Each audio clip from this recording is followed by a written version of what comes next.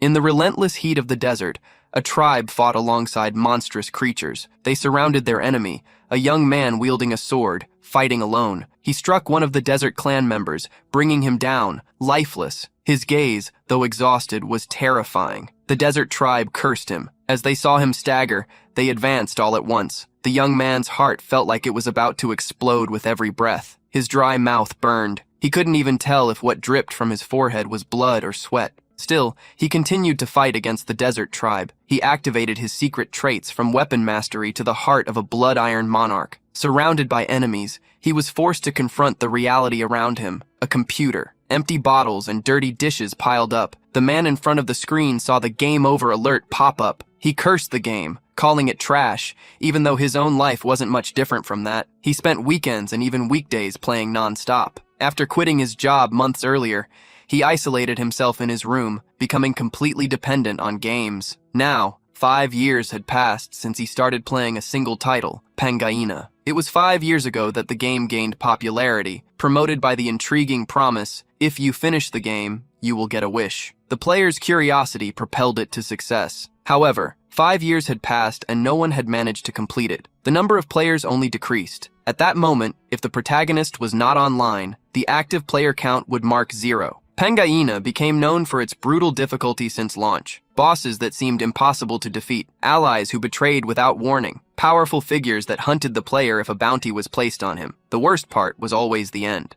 If the character was eliminated, everything would disappear. This would force the player to start from scratch. It would be extremely difficult. The popularity of Pangaea plummeted to nearly nothing. The protagonist suspected that someone within the company was preventing players from completing the game. This was despite having a character with 215 unique items.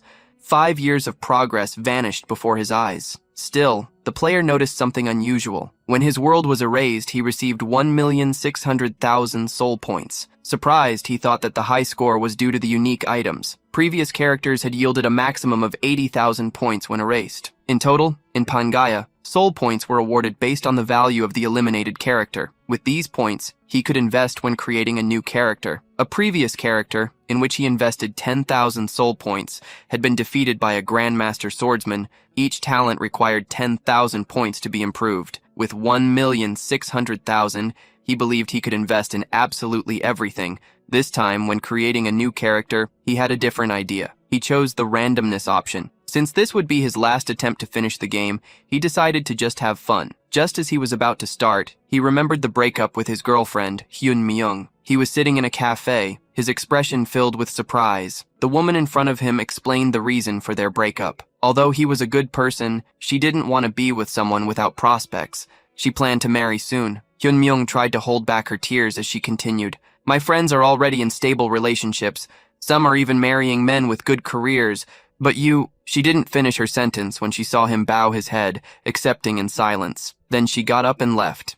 Hyun Myung fell behind. The 5-year relationship had ended a few months ago. Driven by frustration, he quit his job and isolated himself. He fully immersed himself in that routine of games. Determined not to continue that way, he acted without hesitation. He clicked the button to randomize skills. The soul points began to be consumed quickly. With each attempt, the result left him astonished. Something called Secret Peace had been activated. A new message appeared before him. Congratulations! You satisfied the singularity and have been invited to Pangaea. An intense light shone in the room. A giant mouth emerged from the void. Let all that you have created disguise itself in ashes, your evil god. The dark voice echoed in his mind, driving him to the brink of madness. It did not cease until he lost consciousness and fell from the chair. On the computer screen, a red notification appeared. Oh, being brighter than light, deeper than darkness, spinning between creation and destruction, may you find your happiness in Pangaea. When Hyun Myung awoke, a man was whipping him. Useless servant, get up now! He looked around, seeing a desert man shouting furiously. If you fall again, you will be turned into Hydreigon's food. The protagonist was astonished as he took a closer look. He saw creatures with reptilian legs nearby. On the other side, desert men continued to punish prisoners. Before that scene, which had only existed in games, his body began to tremble, until another whip struck him. He fell to the ground again, being insulted. With effort, he got up and followed the crowd. Hydreigon was a monster Ryomyun knew from Pangaea. The surroundings felt strangely familiar. In a low voice, he murmured, Status window. To his surprise, the interface indeed appeared. Status, talents, active traits. All the information was before him.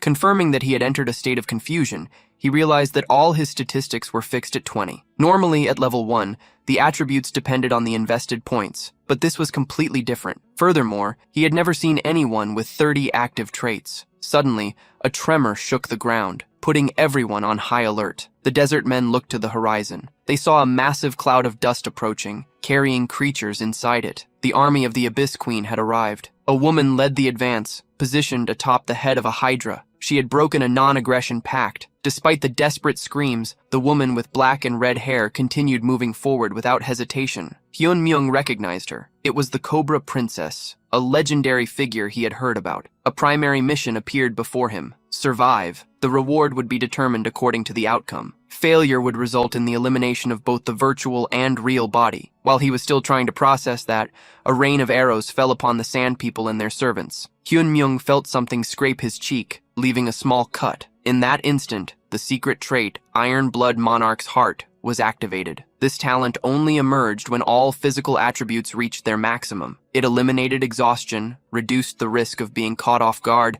and allowed him to clearly understand the situation. Seeing the men around him falling one by one, he realized what he needed to do to survive. Hyun-myung crouched down to grab a sword, but he was attacked from behind. He managed to seize the weapon in time and blocked the enemy's strike. The protagonist advanced, passing by the Sandman and hitting him in the back. At that moment, another secret trait was activated, Master of Weapons, fully preparing him for battle. The man attacked again, with Hyun-myung roaring furiously as he tried to eliminate the servant in front of him. The protagonist managed to hit the spear he wielded. He destroyed it on impact. He grabbed the tip of the weapon, still in the air. Then he threw it back at that man. Meanwhile, a second enemy, wielding a heavy axe, approached rapidly. The axe was swung towards Hyun-myung. He leaned back at the last moment. It seemed like he could clearly see the trajectory of the blow. It passed by him as if in slow motion. Hyun-myung managed to recover and block the next attack. Then, he received a line of energy connecting him directly to the man's heart in front of him. Following the path of the enemy's weapon, he thrust precisely at the point, indicated by that invisible link. The man was struck squarely, but Hyun-myung did not hesitate. He took the axe the man carried. He used it against its owner. Hyun-myung began to feel the weight of exhaustion. Around him, other desert men still remained ready to attack. New notifications began to appear before his eyes. Hidden trait, due to the effect of magnificent hands. His proficiency with weapons increased. His proficiency with sword and spear reached level 6, with the maximum proficiency being level 10. Reaching level 6 so quickly was impressive. He was already at the level of renowned knights. Hyun-myung stayed focused, aware that miracles would not last forever. In front of him were at least 500 troops. Against all of them, he needed to survive. Hours earlier, in an imposing castle, a queen received a subordinate who knelt respectfully before her. The woman coldly remarked, "The expedition to the demon world has failed. Is that true?" "Princess Cobra," the young woman confirmed, sadness visible as she observed the failure in the desert city. She understood that the fools of the central continent would blame them for the failure. It was necessary to change that situation at any cost. So she ordered Princess Cobra, "You must go to the Kautzman Desert and eliminate everyone involved in the expedition. We need to erase any evidence that Faz Almer did not send troops. We must remove anything that can connect us to the failure of this mission." The Empress promised Queen Cobra that she would free her from the curse if she demonstrated satisfactory performance. The young woman became irritated upon hearing about the curse.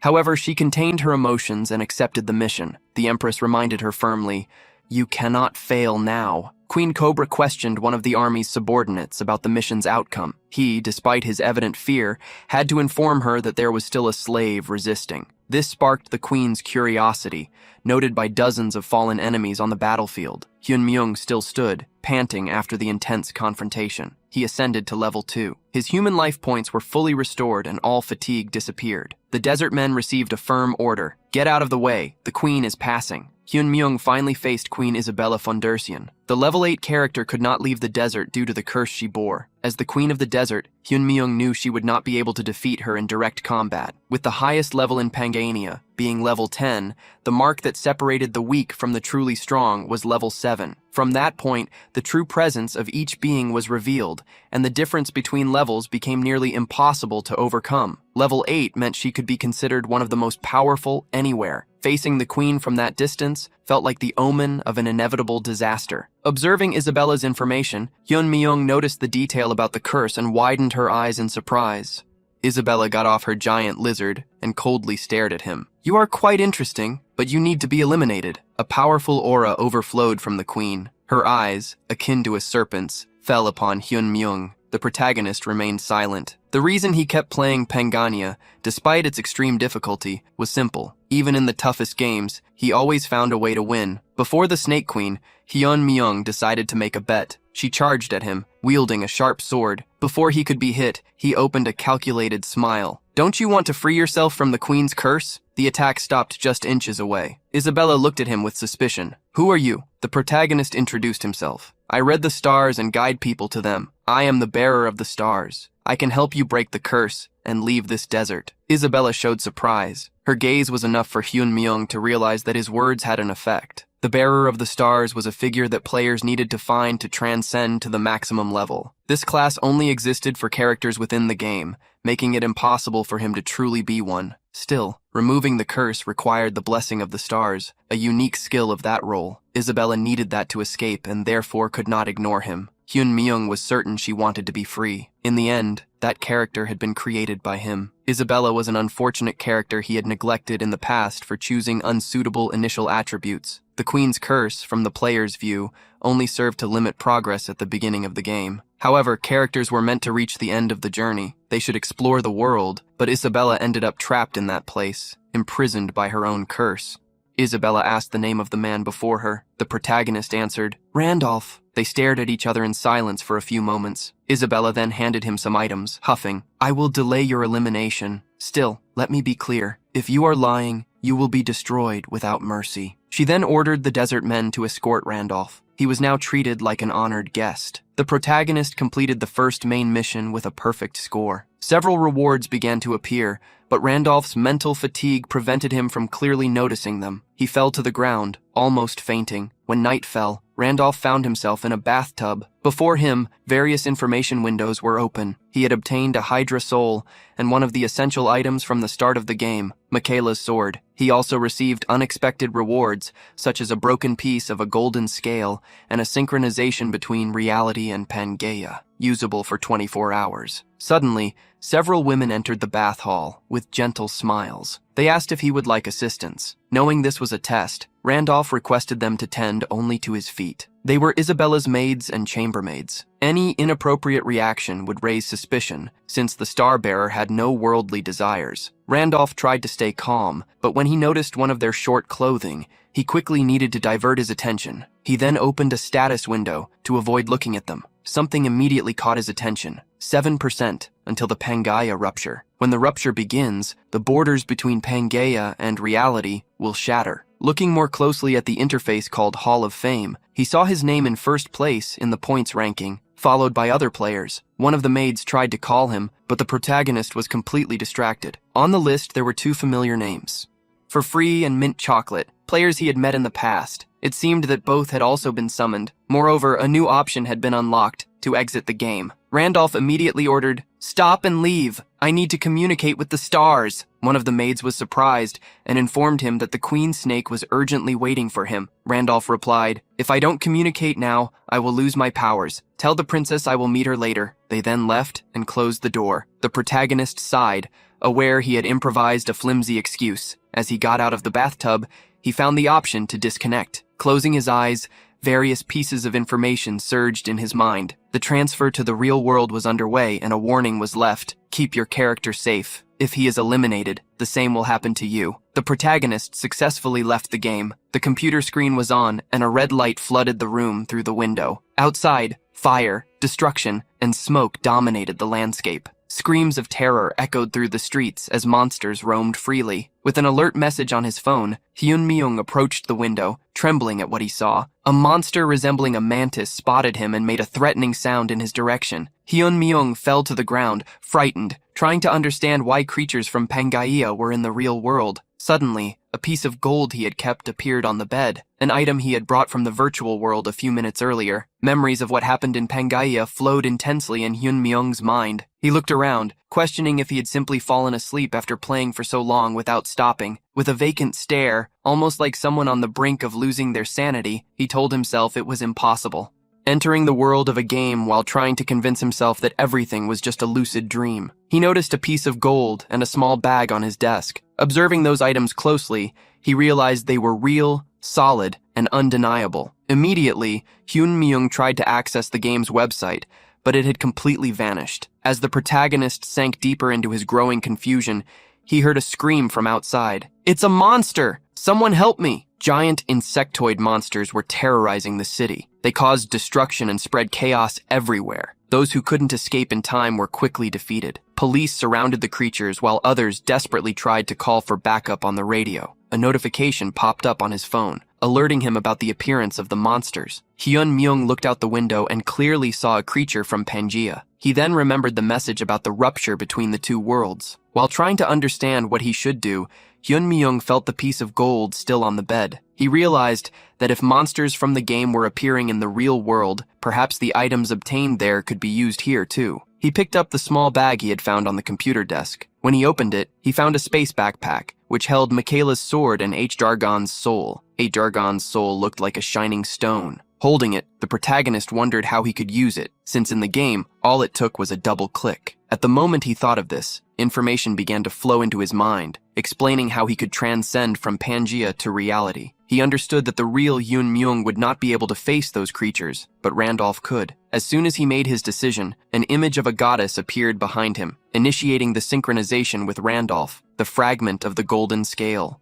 Quebrada was activated. It indicated that there were 24 hours left of use in the city's streets. A mother was running desperately with her daughter in her arms. The child asked where her father was. Trying to calm her down, the mother replied that he would join them soon. At that moment, pieces of concrete fell from a nearby building. The mother managed to throw her daughter away from the debris. However, she ended up trapped under it. With a weak voice, she tried to reassure the girl, urging her to run without looking back. A young woman came running, approaching the trapped woman. Thinking only of her daughter's safety, the mother pleaded for the young woman to save the child. The young woman, with few options, assured her, "I will protect her for sure." As soon as those words were spoken, a shadow appeared behind them. When the young woman turned around, she saw a giant insect approaching. The creature opened its jaws and lunged to attack. She saw the end closing in. At that moment, something fell on the monster. Its body was sliced with precision. Randolph appeared before them. His sword strikes completely destroyed the insect. The young woman's eyes widened and she fell to her knees,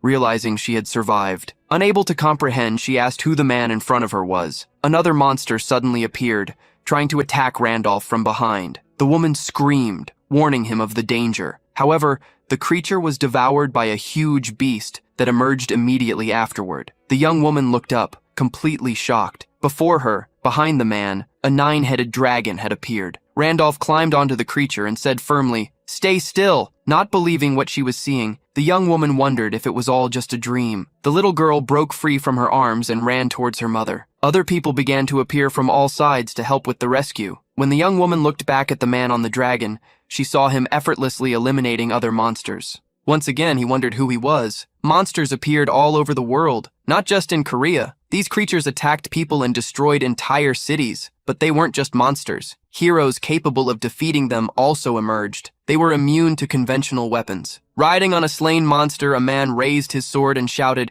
"Don't worry, I will protect all of you." The world was facing a sudden and inevitable change. Holding his phone while watching the broadcast of one of these heroes, a man mocked, "Idiots! They are wasting fragments of broken gold scales." The player known as Massacre held a golden piece in his hands. What he witnessed confirmed his suspicion. Reality and Pangaea were beginning to merge. Both worlds could become one. Amid this new era of chaos, everyone was a competitor. Those who gathered more fragments and power would become the protagonists of this new reality. Massacre, who held 5th place in the ranking with 163 points, saw the scoreboard change for the first time in 2 years. The top scorer had reached an impressive 220 points. He wondered if the first place, Randolph, was the so-called Spirit. Spirit was a player also known as Ghost. Since no one knew his true identity, he was referred to by these two names. He formed the first expedition with characters from the game, called Demon Realm Expedition. He was the only one to reach the final stage, although he faced defeat soon after. To everyone, he was the #1 player in Pangea. As the strongest character of a player, he would be summoned after his death. Massacre concluded that Randolph must have been summoned at the moment of the expedition's failure. Although the appearance and equipment were reset,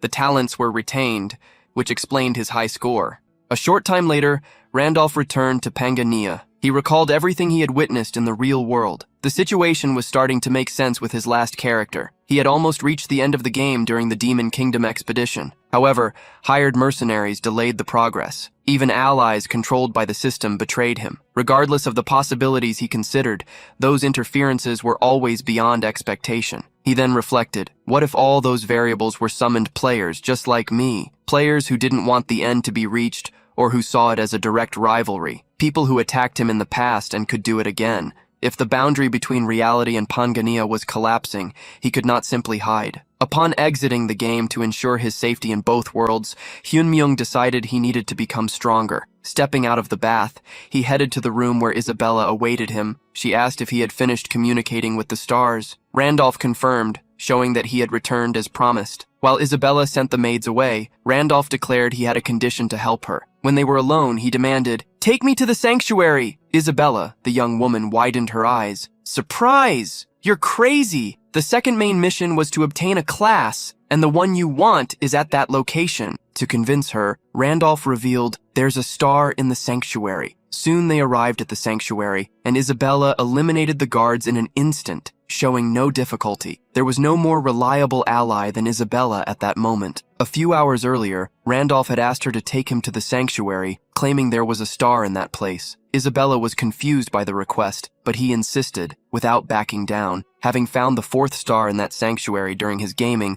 the protagonist believed he was the only player who knew its location. He stated, to free her from the curse.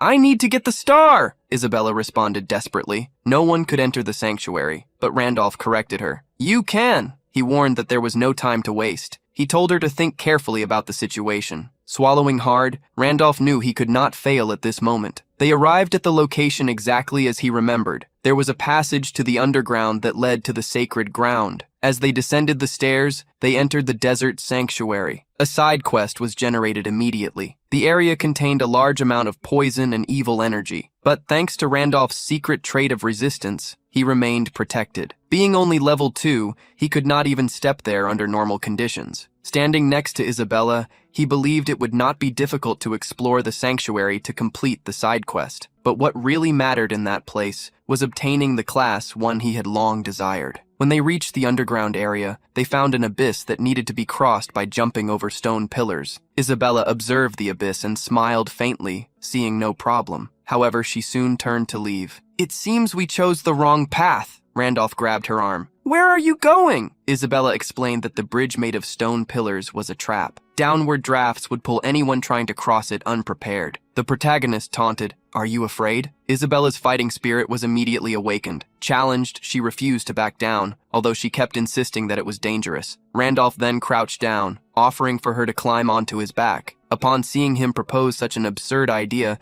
the young woman shouted, "Do you not want to live anymore?" Randolph insisted, reminding her that time was running out when dawn arrived and the defeated warriors. If they were found, she would become the main suspect. A pursuit team would be sent after her. In the end, Isabella accepted. She wrapped her arms around him and told him to hold on tight. The protagonist started running, but not towards the stone pillars. As she saw him charge directly toward the abyss, Isabella screamed in despair. At that instant, the secret mutant trait was activated. This trait allowed one to see what was invisible to the naked eye. Hidden stairs appeared before him. Isabella was surprised to realize there was an invisible path. He confirmed that this was the true route. Confused, she wondered how he knew all of this. She, even as the second in command, was unaware of such details. Moreover, the sanctuary was filled with poisonous air and dark energy. He didn't even show any difficulty in breathing. Randolph shot her a light and teasing glance. He didn't know that the second in command of Faz Almer had a fear of heights. Watching him act with such ease, but without the arrogance of someone powerful, made Isabella feel as if he treated her like an old acquaintance. This led her to question if they had met before. The protagonist replied enigmatically, "We have never met in the same place." While she remained confused, he continued climbing the invisible stairs and added, "I've seen you, but you've never seen me." As soon as he finished speaking, Randolph touched a barrier. An intense light exploded around them. The light transformed into a clear sky. They were no longer inside a cave, but in a vast field covered in grass and flowers. It was a domain barrier, a technique that concealed the true landscape, revealing it only to those who followed the correct path. Using his memory to recall the route, Randolph faced some stones hiding a hole. From there, a small red light emerged. That light revealed itself as an eye. The stones began to move. They formed humanoid figures on the chests of these creatures. A symbol of fire shone brightly. By the size of the golems and the rune on their chests, Randolph concluded they were at a level far superior to his. In his current condition, he would not be able to face them. He provoked Isabella once more. His legs were still trembling. To prove otherwise, she ordered him to stand still and just watch. The golems advanced towards them with overwhelming force. A massive stone fist descended upon Isabella. The young queen cobra smiled confidently. In the next moment, cuts appeared on the stone arm. The golem was destroyed before the attack could be fully perceived. With absolute confidence, Isabella declared, "This will end soon." She then charged forward, attacking the other golems in sequence. Even having developed that character in the past, the protagonist was still impressed by Isabella's combat techniques. Cuts continuously appeared on the bodies of the golems, destroying them and revealing the overwhelming power of a level 8 character. In just a few moments, Isabella defeated all the enemies present. A notification appeared before Randolph. "You can now obtain the Golem Creator class." Randolph was surprised to realize that the system had recognized Isabella as a member of his group. In Pangaea, summoner-type classes were extremely rare. The Golem Creator class was considered high level. Still, that was not the class he desired, so he decided to decline it without hesitation. The class he sought lay further down that path. Suddenly, shadows began to rise, moved by the wind. Isabella looked around, showing concern for the first time. A new notification appeared. "The ancient king, lord of this mountain, buried by the nameless star, is enraged with the intruders." In the mountains around, runes began to glow intensely. At the highest peak, a source of dark energy manifested. The protagonist was finally about to meet the supreme guardian of the stars, the ancient King Dramit, the massive serpent, a being that only level 10 characters should dare to challenge. Randolph felt an overwhelming pressure emanating from Dramut. He wondered if that creature was the true guardian of the sanctuary. Isabella questioned if Randolph was planning to make her fight the guardian. He asked her not to worry. He claimed that Dramut was gentle, different from what he had said. The giant serpent attacked Isabella without hesitation. The young woman barely dodged, escaping the strike. Randolph was confused, and Isabella looked at him in surprise. He couldn't understand what was happening. He remembered that this creature had once been friendly and guided challengers. The serpent spoke in a dark tone. "Challenger of the sanctuary, defeat me and prove you are worthy," Isabella screamed desperately. "I am not the challenger," Dramut replied. "You defeated my sentinels, and now deny your intention." Isabella realized her mistake too late and was attacked again. She wouldn't leave alive unless she proved her worth. As she fled, she ordered Randolph to do something. She questioned if anything had changed. The protagonist tried to remember important details. The ancient King Dramit, the guardian of the mountain that protected the star, was a great being. His body grew by absorbing the spiritual energy of the star. Randolph had completed that mission in the past, when he controlled Wilhelm. Wilhelm was a level 10 character with 5 stars and a transcendent rank. At that time, Dramut had obediently guided him to the star, as he was considered worthy. In summary, anyone weaker than Dramut would be eliminated mercilessly. Randolph needed to act, but Isabella was about to be defeated. Because of the sanctuary's poison, her movements were becoming slower. After being thrown to the ground, she saw the huge tail of the serpent approaching. In that brief moment, she thought it had been a mistake to trust the star-bearer. When the strike was about to hit her, a voice echoed, "Stop, Dramut!" The serpent interrupted its attack and turned its gaze to the young man. "How do you know my true name?" The protagonist walked towards it and declared, "My master Wilhelm has returned." Upon hearing that, Dramut questioned and then began to laugh. It was as if it was the greatest joke it had ever heard. Randolph covered his ears as the serpent mocked. "You didn't even prepare to receive the star. You are weaker than my own sentinels." Wilhelm was a powerful human, a perfect transcendent, worthy of being my master. However, he failed on the expedition, and all his stars were lost. That means he ceased to exist. Even though he has departed, a lesser creature like you does not have the right to speak his name. Opening its mouth, Dramute prepared to devour Randolph in one bite. The protagonist stood firm and commanded, "Honor the contract we made." Dramute interrupted its attack again, asking how he knew about the existence of that contract. Confidence arose in Randolph's gaze. The contract with Dramute stated that whoever obtained the Star of the Mountain would learn the true name of the Guardian and become the new master. The Guardian would then obey the orders of its master. The contents of the contract could never be revealed. If revealed, the offender would be destroyed by the curse of the pact. Remembering all the details, Randolph mentally thanked the fact that the rules had not changed. Since this was not Wilhelm's body, the curse did not affect him. Dramute approached slowly. "Who are you, creature?" The protagonist replied firmly, "If you want to know, guide me. The star will recognize me." Dramute warned you that the star showed no mercy to those who were unqualified.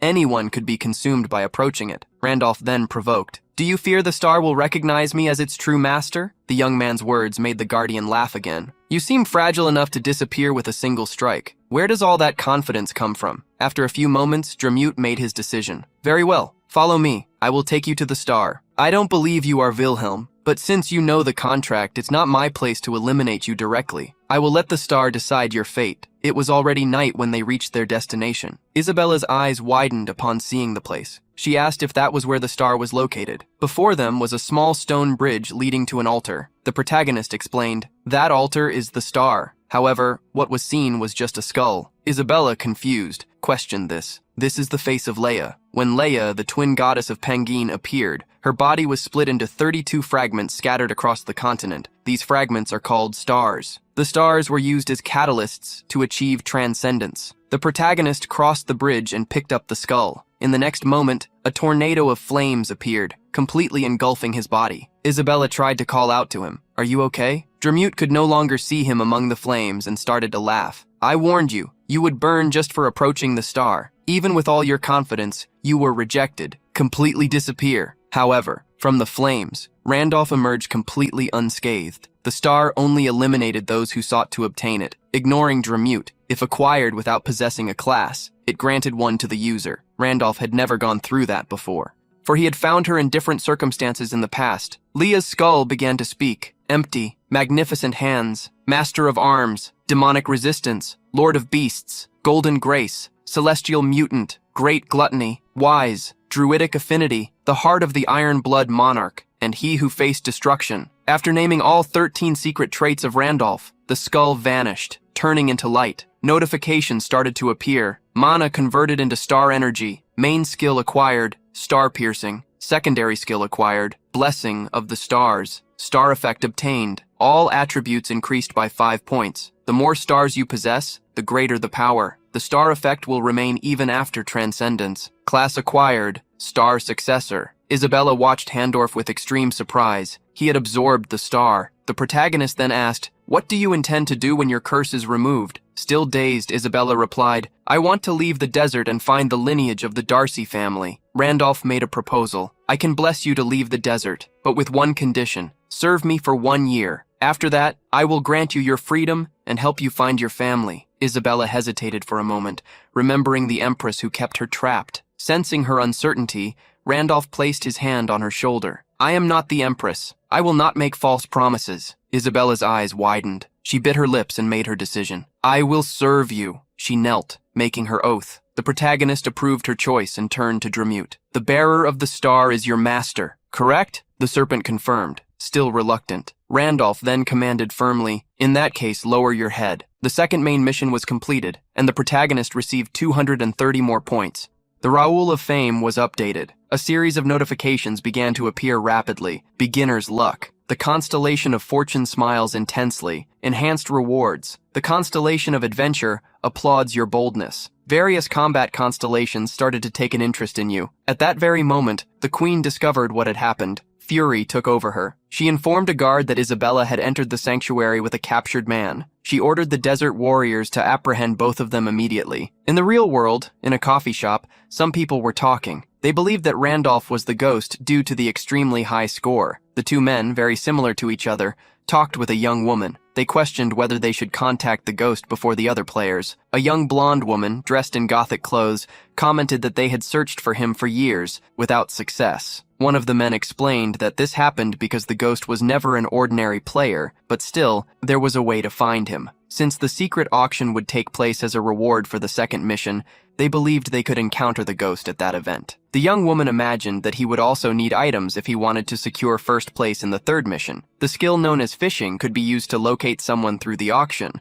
The first place holder would sell a high-quality item at a very low price. Then, a skill linked to a talisman would be used to attach a location tracker to the buyer. New players, not knowing this practice, often bought these cheap items and ended up being scammed. One of the men wondered if the ghost would fall for something so simple, since he likely knew all the functions of the talismans in the game. The young woman trembled as she realized the flaw in the plan, but her gaze soon filled with excitement as she imagined.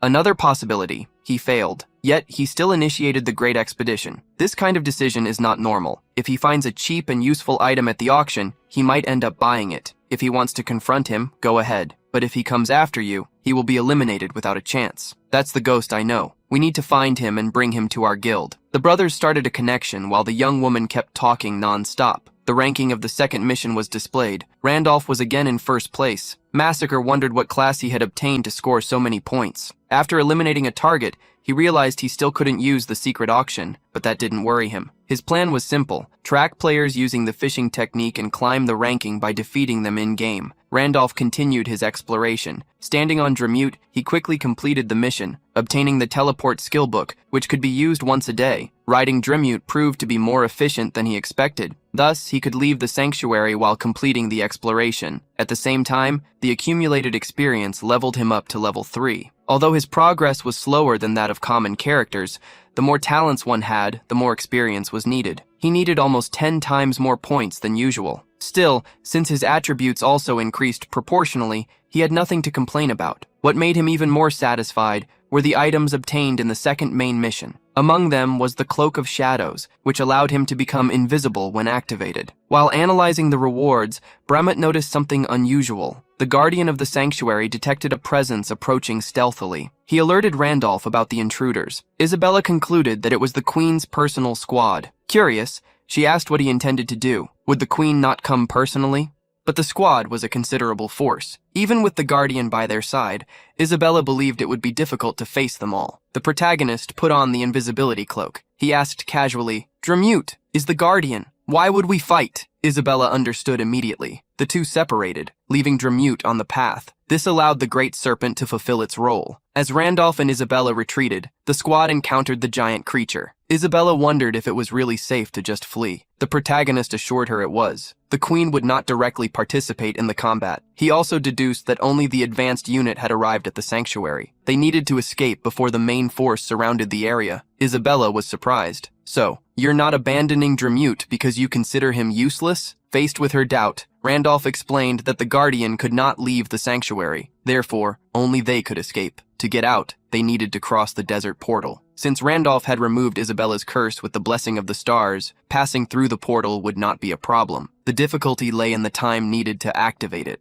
They arrived at the exit point, and Isabella understood what would happen when they crossed. The protagonist confirmed they would be transported to the desert. However, he warned that the activation would take time. Isabella asked how much time would be needed. He replied, "About half a day. As you can see, there is no safe place to hide in this desert. Ideally, the entire squad would head straight to the sanctuary, but they would probably try to track them. Still, with Dramute slowing them down, there would be a small window before they noticed the escape. During this time, Randolph needed to communicate with the stars. Despite the importance of the moment, he needed to check what was happening in the real world. He could not remain in Pangania continuously. After explaining the plan, Randolph asked if he could trust Isabella. She held on.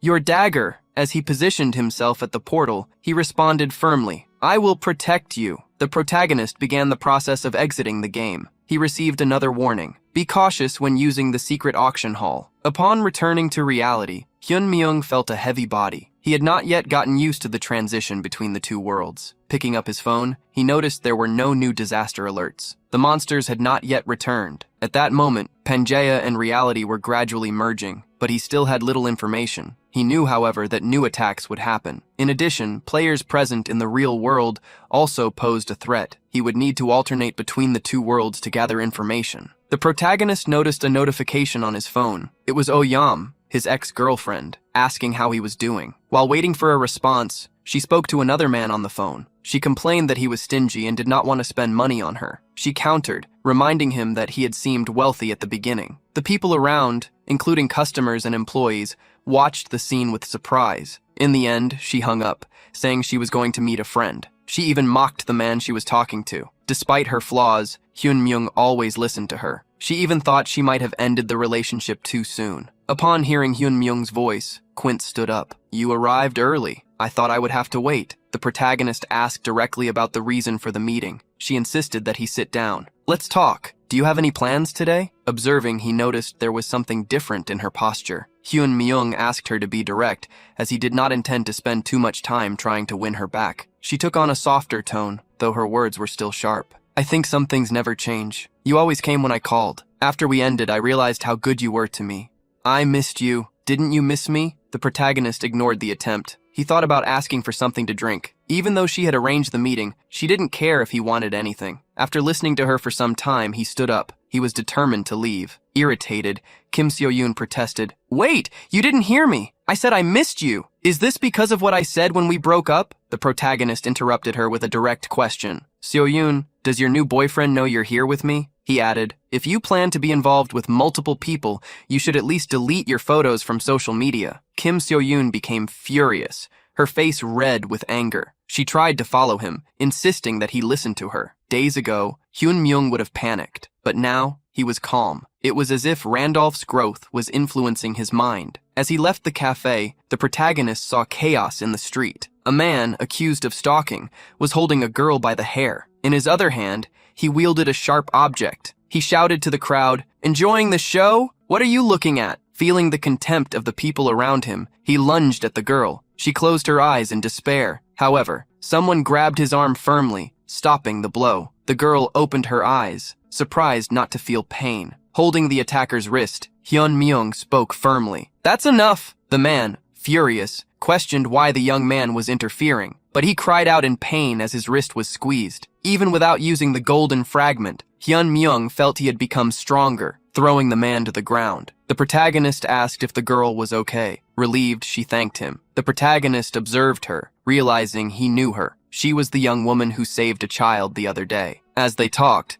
the furious man attacked Hyun Myung from behind. Only by twisting his body did the protagonist evade the attack. With the palm of his hand, he pushed the man to the ground. Watching the battle before her eyes, the young woman was surprised. Later, the police arrived and took the criminal away. They wanted Hyun Myung to go with them. However, the young woman intervened. She reminded them that the man they wanted to take was the one who had helped, and that she was the one who had reported the stalker. Still, the officers treated what Hyun Myung did as an act of violence. This enraged the girl who was being pursued. Hyun Myung asserted that he didn't have time, but still, the officers insisted. Like a secret letter, the young woman questioned, "If he acts as a witness and gets dragged into something, will you take responsibility? I am Kim Hannah, a television reporter. Instead of pursuing innocent people, you should be speaking with the real victim." The company that Kim Hannah worked for had a large data network. If they did something wrong, they would be in trouble. Some people began to approach, recognizing Kim Hannah and recalling that she had appeared on YouTube after saving a child. Seeing the commotion, the officers agreed to take only Kim Hannah. The reporter thanked Hyun Myung and handed him her card.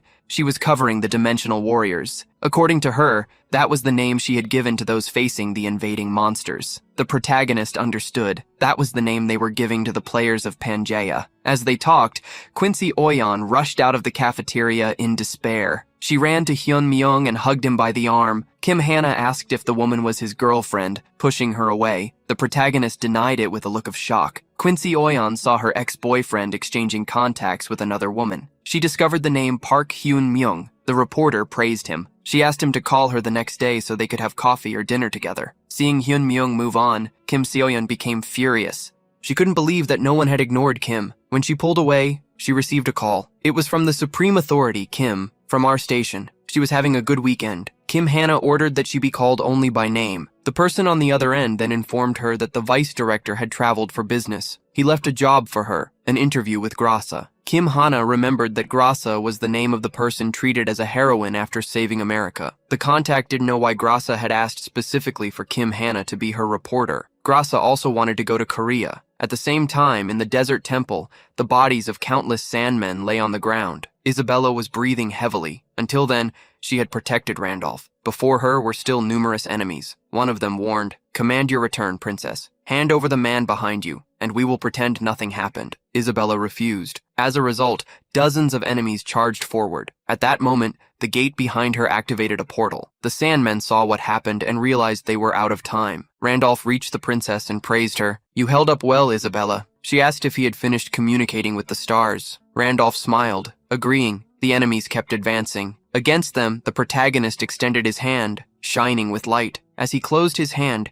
the ability Star Piercer took shape. All the stellar energy was consumed, creating a devastating wave of rays. Seizing that moment, the protagonist fled with Isabella, who was still shocked to see the power of the Starbearer. The protagonist looked at her and warned that it was not too late if she wanted to go back. Isabella hastily shook her head and declared with a smile, "I will stay with you." As they passed through the portal, the curse of limits imposed on Isabella was annulled by the blessing of the stars. A connection was established. Randolph was informed. From the existence of 12-fold cities, accessible from the Kautzman Desert, the chosen destination was the central continent, Arcana. The sun shone as they arrived in the Golden City. Arcana was a place where materialism reigned. Without money equivalent to that of a high-ranking noble, it was advisable to avoid the inner districts. Everywhere, there was trade. Isabella looked around, seeing how extravagant everything was. The protagonist stated that they needed to gather some funds, but the provocative Isabella pulled out a bag of coins. "If you need gold, don't worry. I brought 300 coins with me." The protagonist was surprised but warned, to Isabella's shock. "This will last at most one night." Isabella couldn't believe it. That was the value of 10 servants. However, the prices here were different. Just a loaf of bread would cost 50 gold coins. He reassured her not to worry as there was money everywhere around. Randolph pointed to a casino while the young Princess Cobra looked confused. Randolph moved ahead. "Don't worry. I'm quite lucky." It was obvious that Randolph possessed the secret trait, the blessing of gold. The Golden City, Arcana,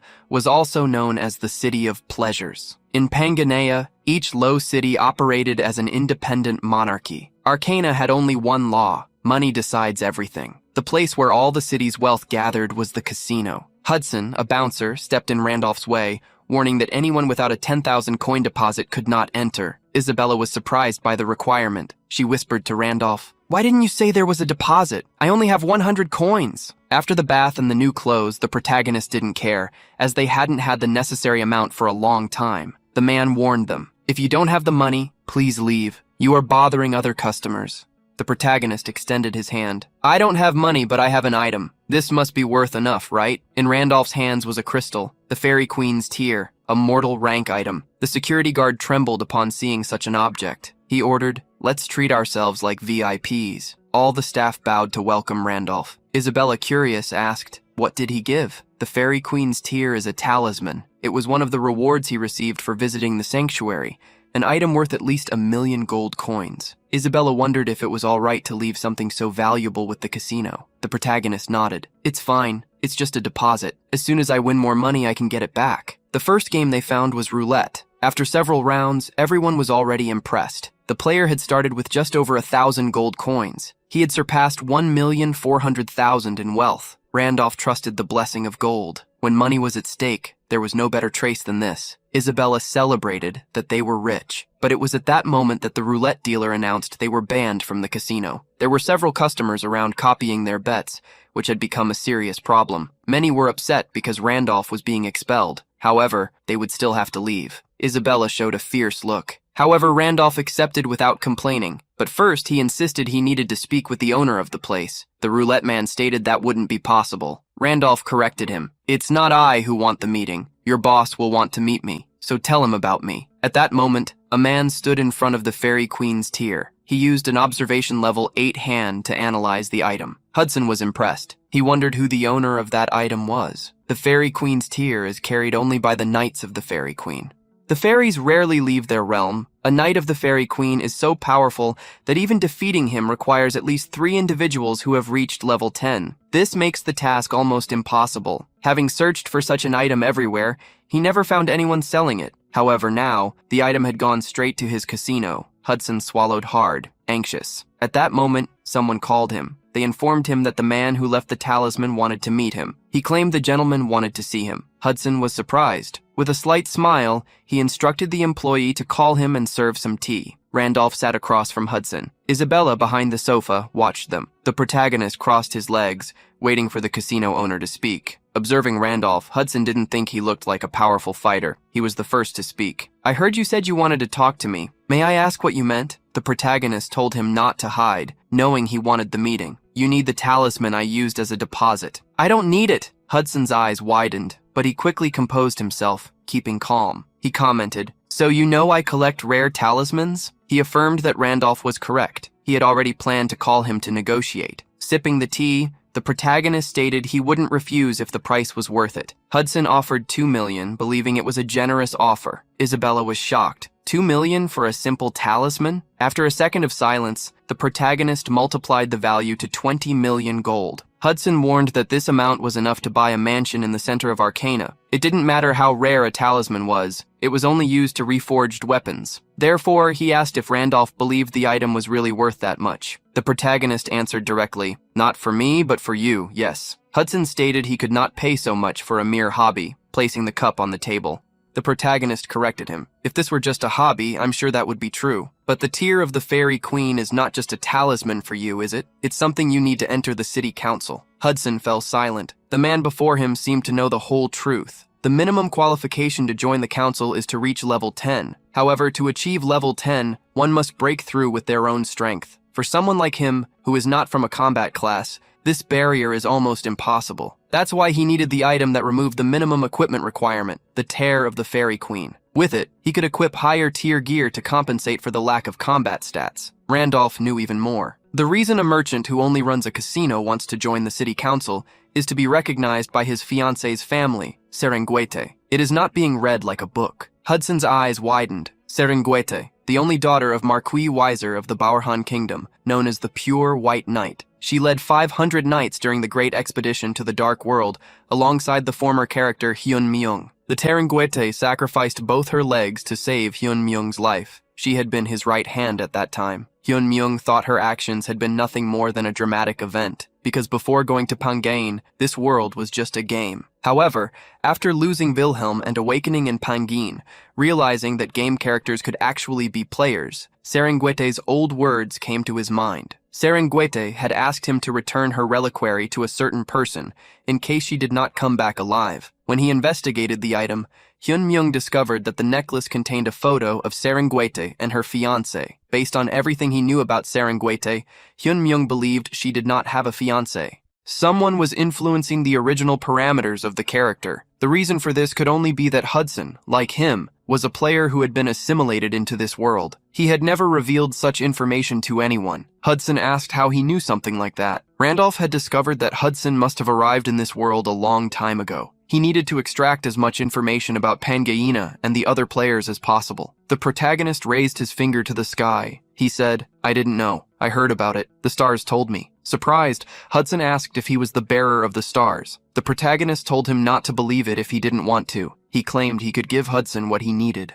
Randolph asked him to accept a simple condition. Hudson was sweating. He was close to getting what he wanted. The protagonist demanded, "Tell the stars the story of your life. I will decide if I will help you after hearing it." However, he warned that everything had to be true. The stars favored the truth. Hudson didn't expect such a request. Randolph knew this would be a tough decision. A bearer of stars is not someone commonly found among the NPCs. Revealing personal information could expose him to hunters. Hunters were characters specialized in hunting players. They called players criminals and executed them after discovering them. Revealing personal information in Pangaea was absurd. Players were hard to distinguish. Randolph also had no intention of identifying himself. However, he knew that Hudson would accept his offer. To him, Serengeti was not an ordinary character. She was more than that. Hudson looked at the photo of Serengeti in the pendant and made his decision. All right, I will share the story of my life. Hudson began by talking about Serengeti. Most of the things he wanted to achieve were linked to her. Serengeti was a brave knight who participated in the great expedition of the demon world,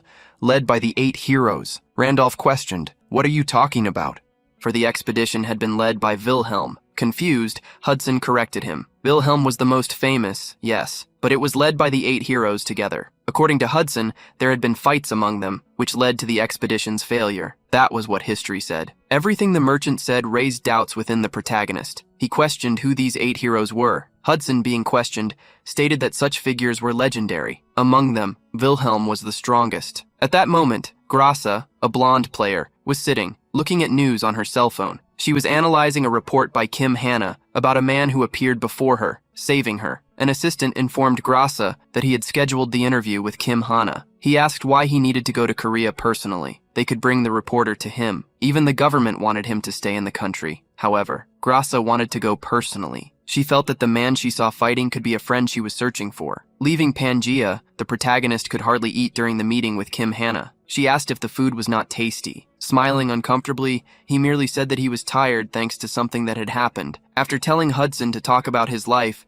Hudson ended up talking all night. Because of this, the protagonist obtained information about the so-called 8 heroes. The protagonist asked Hannah if the place they were in was not too expensive. Kim Hannah reminded him of the stalker he had scared off last time. That was already enough to make the meal worthwhile. The protagonist asserted that was something anyone would do, but Hannah corrected him. Only someone angry would do that. She then looked at something behind him. There was a woman not far away, the same one they had encountered the previous day, staring at them. Coincidentally, Kim Seo-yoon was in the same restaurant. The guy with her looked like the one from the pictures on her social media, the one that Hyun Myung mentioned when they met at the cafe. Kim Hannah asked if they should go to a more comfortable place. The protagonist didn't mind being alone. They needed to ignore the neighbors at the table. Just as he was about to eat a piece of meat, the man with Seo-young appeared behind him. "Don't tell me you followed your big eyes here. You not only linger after breaking up with you are a stalker." The man glared at him with a look of disgust. His words seemed like a joke to Ryung Myung. However, the man claimed he had heard that Hyun Myung dragged Chu Yoon to a cafe, crying and begging her to get back with him. The protagonist appeared even more confused, but he understood what was happening when he looked at Chu Yoon.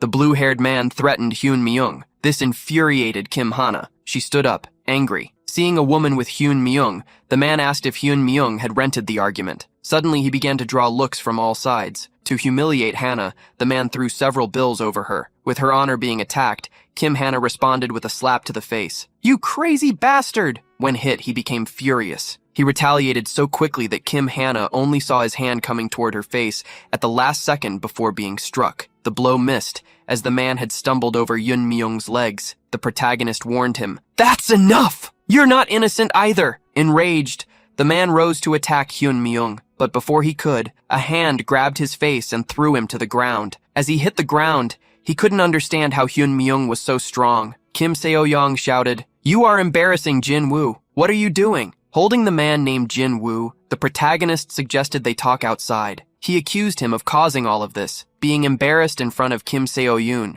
Woo took a piece of gold from his pocket. A small flash of light appeared, illuminating the entire floor. The protagonist was surprised, recognizing what it meant. Some people had already pulled out their phones to film. They saw Jin Woo transform into a warrior from another dimension. He lifted Hyun Myung with one hand. Furious, Jim Yu threw the protagonist to the ground. It was done the same way it had been done to him. On the ground, the protagonist did not move. He had never expected the man with his piercing gaze to be a player.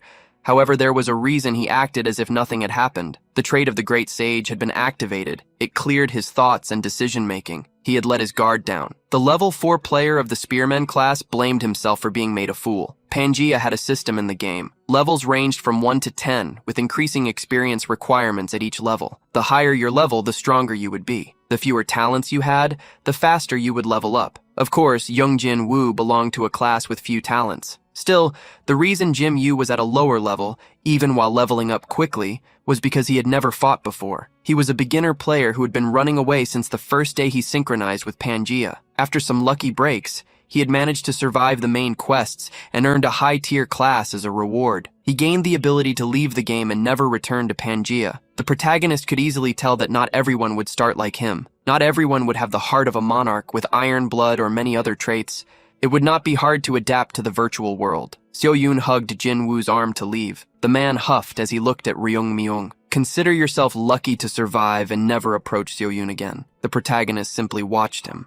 Revealing to everyone that he was a player wasted the precious time of the golden piece. Kim Hana ran towards the protagonist. She checked if he was all right. She wanted them to call the police, but Hyun-myung reminded her that they had attacked first. It wasn't a big deal, so he wanted to go back to eating. At that moment, the building began to shake. Everyone looked up. The ceiling started to crack. Monsters appeared. Giant leeches emerged everywhere. Kim Hana tried to scream, calling for Ryo-myung to run away, but he was quick. He covered her mouth to keep them quiet. The leeches began to chase people, cornering them, but strangely, they weren't attacking. The protagonist felt lucky because the monsters that appeared were carrion worms. They were monsters that only attacked what no longer had life. As long as they did not attack the worms, a certain entity would not appear to protect them. Some worms surrounded Dinwo and Seo-yeon. She was screaming for him to do something. The man obeyed. He conjured a spell that created an energy spear. Myung tried to shout for him to do nothing, but it was too late. The energy spear destroyed the worm in one blow, which made Jin-woo feel powerful. He continued to attack, laughing. The people who witnessed the battle got excited. They used the opportunity to escape. Disturbed by the power, Jin-woo smiled. I was afraid for nothing all this time. They are nothing. Impossible to defeat. The protagonist immediately ordered Hannah to move away from where Jin-woo and his big eye were. At that moment, a crimson fog flooded the entire restaurant. Jin-woo looked around, but he couldn't see a foot in front of his face. Hands reached out to him, covering his eyes. A creature of darkness emerged behind him, its voice penetrating. Who attacked my children? The elite monster, the Mamba, had appeared to defeat her. A group of at least 20 level 6 individuals was recommended. On the gloomy face of Mamba, teeth appeared in a smile. She ordered, "Eliminate all of them!" The fog was suffocating many people. They could not even see what was in front of them. Suddenly, Jin-woo, overcome by the monster's order, attacked a person next to him. Due to the effect of the worm's blood, the hallucination status had been activated. Jin-woo saw people as worms. He was about to attack the man when a red fountain flooded the restaurant. A sword had been drawn, protecting the man. Jin-woo looked to the side and saw that he no longer had an arm. In the midst of the fog, Hyun-myung commented, I didn't want to intervene without necessity, but you crossed a line you shouldn't have. The worms began to gather in a pile. At the same time, a sinister laugh echoed. All the monsters joined together, forming a creature with a large mouth and a row of teeth. It praised, "Not bad, not bad. There's a human who looks delicious." The Mamba, the red rank monster, pointed at Ryumyeon. He would need to do something if he wanted to live. Meanwhile, Kim Hana was looking for Hyun-myung in the fog. She kept calling for him but ended up getting lost. The protagonist moved quickly through the debris, camouflaging himself in the fog. Thanks to the fog blocking the vision of others, he was able to transform into Randolph. Still, the opponent would not be easily confronted. He knew the pattern of the Mamba's tail attacks, avoiding becoming a pile of flesh. The monster continued to swing its tail, seeing that it could not hit its target. Strange. Your physical abilities are clearly not that exceptional. How are you dodging all my attacks? Randolph suddenly charged towards the monster, but felt the difficulty of getting closer. The Mamba began to deform, creating several tentacles. The protagonist cut through them as he advanced, and he remembered in his mind the next attack patterns of the boss monster. One part of the Mamba exploded. A red slime was thrown at him, hitting a table next to him. The protagonist used it as a shield. The blood, if it hit him, would cause a state of hallucination. He protected himself with the table, but it was destroyed by a tentacle attack. The blow passed beside his face. The Mamba thought it was impressive that he had dodged even that last attack, praising such evasive skill. The monster continued to change its body shape. It ensured that, in the end, it would be victorious, for the human could not hit it either. The protagonist retorted, "Don't worry, I will put this in the middle of your forehead soon." In Randolph's hands, the Fairy Queen's tear appeared. In the next moment, armor equipped his body. Hermes' shoes, Michaela's armor, and Michaela's helm. The protagonist exceeded the level requirement to equip all 3 items thanks to the Queen's tear. Having obtained these items through the auction house, the protagonist internally apologized to Hudson for needing to use the Fairy Queen's tear. With the speed ability from Hermes' shoes, he charged forward. The Mamba did not stand still. One of its tentacles attacked Randolph. Acting in time, the protagonist jumped back and dodged the attack. He regained momentum, moving at the speed of a blink. His focused eyes found a blind spot on the monster. As he surrounded it, the protagonist was about to attack from behind when the mamba shot spikes from its back. Each spike was deflected by Randolph's sword. With the human closing in, the mamba used a last resort, swinging its tail to hit him, putting both hands in front of its body. Randolph blocked the attack. He felt the damage from the blow surge through his body. The armor's arm guards shattered from the impact. The option for Michaela's set of equipment was activated. Red wings emerged from the back of the draconic celestial armor. Seeing that the human still had some trick to use, the mamba sucked all the gas in the air and attacked with a breath. She flapped her wings to pull away. The protagonist noted to himself that the monster was getting to the part where its last attack pattern was displayed. All he needed to do was hold on a little longer. The monster continued with its mist breath until it accumulated to a point around Randolph. When he was completely surrounded, the protagonist activated a synergy function between the speed of Hermes' boots and the draconic celestial power. Flapping his wings rapidly, he blew away the toxic mist. The monster was shocked to see him escape its attack. The mamba had 4 skill patterns: dodge, blood splatter, thorns, and toxic mist. After all these patterns were used, she would enter a brief state of confusion, becoming unable to attack. Once the confusion passed, the next cycle would begin with the skill pattern strengthened. This was Hyun Myung's only chance. Like a spear, he charged toward the monster with his sword pointed forward. The mamba did not even react when hit. The sword was plunged deeply, and Hyun Myung reminded her, "I said earlier that I would hit your forehead soon." With 100% contribution to defeating the mamba, the protagonist began the absorption of the golden fragment. The next could be absorbed in 43 hours. The mist started to disappear. Darkness retreated. For a moment, the collapse of Pangea was at 9%. Hyun Myung had obtained the lucky data. Kim Hana looked around, surprised to see that it was all over, wondering what had happened. The person who had defeated the monster grabbed a white cloak and put it on. Kim Hana recognized him. He was the man who had saved her the last time. She tried to get closer. "Do you remember me?" Leaving her insecurity behind, the protagonist used the invisibility cloak to disappear. Hannah reached out her hand toward him, but she couldn't touch anything. A person stumbled behind Hannah, calling her. The protagonist scratched his head. "Oh, I finally found you!" After we separated in the chaos, he asked her if she was okay. Hannah felt his concern. The reporter's eyes widened when she saw something in Hyun Myung's hand. She became worried. She asked if he was injured. The protagonist looked at his finger, commenting that he thought some goo from the monster had landed on him, but he said there was no need to worry. Kim Hannah activated her investigative side. "Your clothes are perfectly fine, but only your nails are dirty. When the monsters appeared, you were also incredibly calm. Could it be that you knew what that was?" The protagonist fell silent for a second and averted his gaze, showing confusion. "I was calm, I guess. I just said what came to my mind." Hannah found him suspicious. He acted as if it was nothing. He had appeared at the moment when the man who saved her disappeared. There was no way for Hannah not to think that they were the same person. The next day,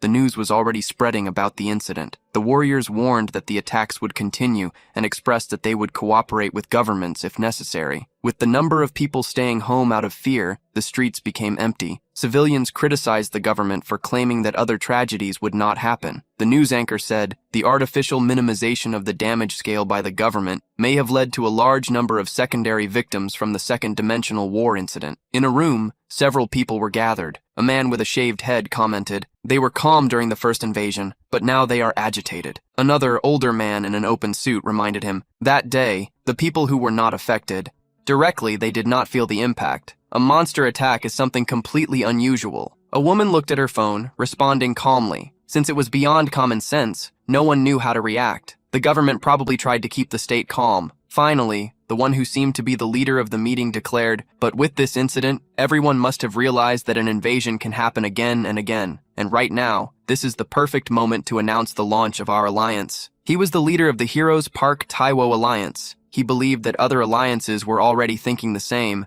aiming to recruit talent. The woman on the phone warned that they were already checking a mentioned footage. The image was not clear, but she believed that the man who defeated the monster Mamba alone could be Randolph. Confused, someone asked, "Randolph did not only complete the main mission. Number 2, he should be at most at level 5. How did he equip the Hermes shoes?" Park Taiwo stated that a talisman could have been used to enable the use. The only thing they were sure of was that after the ghost disappeared, that man appeared. Both could be the same person. Taiwo did not trust the other player alliances, and therefore needed an object to prevent the next crack. At that moment, Randolph and Pangea saw Hudson shout, "You used the Queen Fairy's tear!" The protagonist felt this infuriating the man. "Did you not say you would give it to me?" The protagonist corrected him, stating that he would help him, not that he would give the item to him. He revealed that Hudson did not need the talisman to achieve his goal. Hudson asked if he was saying there was another method. Crossing his arms confidently, Randolph assured, "Follow me. I will give you a reason to trust me." Walking in the darkness, they arrived at the underground dungeon of the City of Gold, the sewers. Hudson asked why they were going to a place like that. The protagonist revealed, "To wash away your distrust. And also because before we go to that place that would grant your wish, I wanted to create a travel point in Arcana." The teleport book he obtained from Draw Mute was convenient, but annoying. He needed to increase his exploration rate at all times. Randolph wanted to explore the entire city of Arcana, but it was impossible with the time they had. Therefore, he would be satisfied only with the sewers. Hudson warned, "Are we really going to explore the sewer dungeon? Just the three of us? That is very dangerous." Hudson's concern was great. The boss monster that lived in the sewers was a giant rat. It required at least 6 level 8 people to face it. The protagonist advanced already knowing this. As his steps moved forward, a pair of red eyes emerged from the darkness. An alert notification appeared. A monster from the sewer dungeon was attacking. The mutant rat monster, the beast of the sewers, had a bloodthirsty gaze. It had 2 spiky backs that glowed like radiation. When the fangs were glimpsed by the monster's red eyes, it stomped hard on the ground. It used its momentum to leap in all directions. Its zigzag around the group made it look like a beam of light, thanks to the irradiation of its spikes. Hudson looked up, impressed. The rat monster attacked, using its speed as a weapon. Usually, the group attack method was to solidify a formation. They would slowly corner the rat until it was taken down. Without adequate preparations, he wondered what they could do. The protagonist called Isabella, who grabbed a sword. He simply pointed to 10 o'clock. Isabella attacked its left flank, encountering the rat mid-advance. The beast of the sewers did not expect its path to be blocked. If its gaze was bloodthirsty, that of the woman attacking it was even more ferocious, like a snake hunting a rat.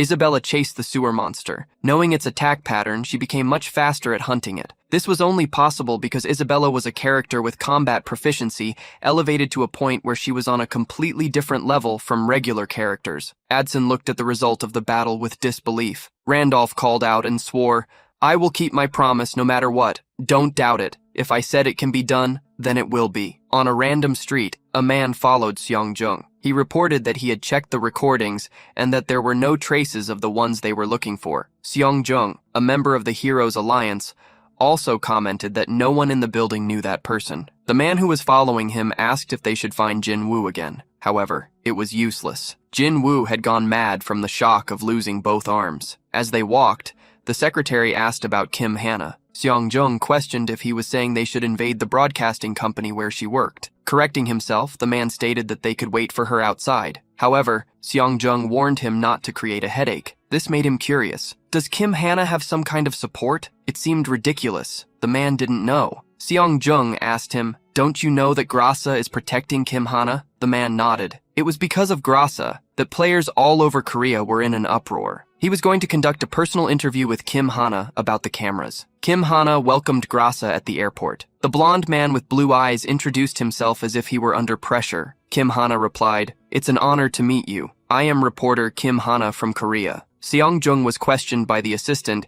if Grasa had fallen in love with the reporter. However, he didn't know either. What Seong-jung was sure of was that, without the ghost, Grasa had become the strongest player. And yet, he had come to Korea to meet just any reporter. This made him curious, but since Grasa was involved, it was better to stay as far away as possible. Meanwhile, in dark alleys, an attack on players was happening. A player lying on the ground gritted his teeth. "What are you doing? Attacking other players is forbidden in the real world." The man in front of him asked who had said that. The man stated that it had been Grasa. He said that, to prepare for the invasion, fights were prohibited. Massacre grabbed him by the face, mocking, "If it's forbidden, ask him for help now." With a final blow, he eliminated the other player. Finally, he managed to climb the ranking of the class acquisition mission, gaining the right to go to the secret auction room. The player was sure that Randolph was the ghost. There was no other explanation for his high score. He imagined that Randolph would challenge the main mission without hesitation, but Massacre planned to wait for him at the location, to find him in advance and eliminate him with his own hands. In a desert, a Hydra advanced rapidly in a cart. The protagonist thought to himself how lucky he had been. His original plan was to register a save point in the sewer dungeon, but he ended up defeating the boss monster and obtained the core of the mutant rat monster, a forging material that could evolve the Hydreigon. While they traveled, he asked Hudson if the man had handled things at the casino appropriately. The man nodded, stating that he had done as instructed. Although it was a shame to give up the casino, it had to be done if he wanted to stay away for a long time. If he was to marry the Njete being, he wouldn't worry about losing him. Moreover, there was no way the people of the region would leave the casino in peace if he was gone for too long. Hudson had decided to trust and follow the Starbearer. There was something more on Hudson's mind. The woman named Isabella was impressive. The way she acted was as if she could see through everything. There was no doubt that Randolph was an extraordinary man. Hudson did not want to miss the chance to follow him. The protagonist smiled upon hearing that Hudson had handled everything. Thus, he would not have to worry about money anymore. Confused, Hudson asked where they were going. Randolph thought he had already told him, yet he didn't mind repeating. "We are going to find the masterpiece that will grant your wish." This was also where the third main mission would begin. Randolph was headed to the Tower of Spirits, in a forest. The wind occasionally knocked down leaves. The protagonist led the way. Hudson looked up and saw nothing unusual. The protagonist corrected him. "This is not an ordinary forest. This is the entrance to the Tower of Spirits, the Bass Rock Forest, where the spiritual tree grows." Ahead of them stood a gigantic tree that reached as far as their eyes could see. The spiritual tree was where spirits were born. It temporarily possessed the power to open a path to the spiritual realm. This was the only method to enter the Tower of Spirits. As he approached and touched the tree, the protagonist realized it had lost its life long ago. Not just it, but the entire forest was wilting. It had been a long time since a spirit was born in that forest. Although not an ideal method, there was only one thing to do. The protagonist drew a sword. Curiously, Hudson asked what he would do.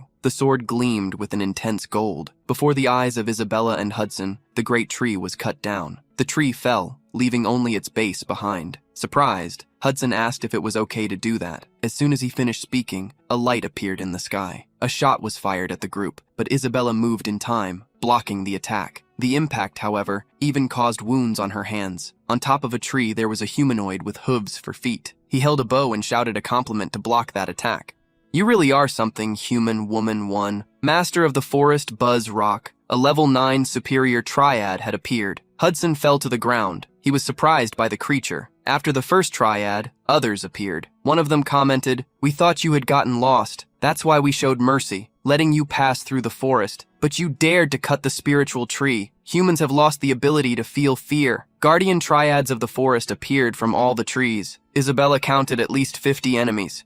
If that many attacked at once, they wouldn't be able to defeat them. The protagonist moved closer while saying, "Don't take out your anger on the wrong person. I was the one who cut the tree. If I hadn't done this, you wouldn't have revealed yourselves, would you, Adriani of level 9? Franzel, the Lord, called him crazy. The protagonist asked him to come down because he wanted to talk. Adriani refused and pulled out another arrow. At that moment, Randolph questioned him. "Are you planning to just stand there and watch the forest wither?" The arrow was not shot. Adriani's eyes widened. Randolph declared, "I will bring this withered forest back to life." The protagonist commented that he saw no spirit in the forest. If no new spirit was born, the Dryad should know what would happen to the forest. The protagonist demanded, "Open the gates to the spirit tower, and I will give this forest a spirit." Adrian scoffed. "Even if we open the tower, it is a place where only the chosen can enter. Are you saying a weakling like you can go in there?" Randolph knew this was impossible. To enter the spirit tower,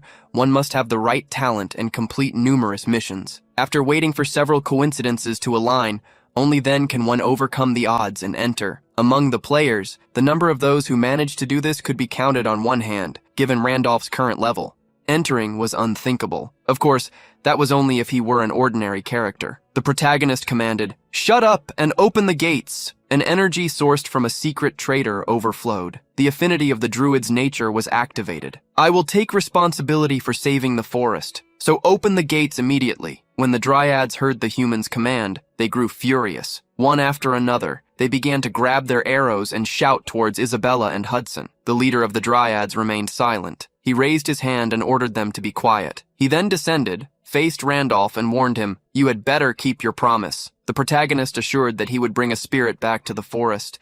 He warned of the consequences if that were a lie. Adrian ordered him to follow her. The group reached a sunny spot where some stones were piled up. Adrian revealed that, with the forest perishing, the only way to open the portal to the Tower of Spirits was to use the body of that stone spirit. She reminded Randolph again of what would happen if he failed. The protagonist questioned, "But what if I succeed?" Then Adriani stated that she would give him a worthy reward. A side mission was created from this. Thanks to that, the reward would be winning Adriani's friendship. If he failed, he would lose 5 honor points and have to battle against the forest. Adrian stretched out her hand, and using the power of nature, opened the portal in the body of the stone spirit. The set of stones released a blinding glow that seemed to engulf the entire forest. Hudson was the most affected, nearly falling, unable to see anything in front of him. A portal leading to the Tower of Spirits was created. Only those who gained permission could enter. The starry sky and the clouds before them were golden. Hudson was amazed by the place. Isabella looked around in silence. The merchant asked Randolph, the bearer of the stars,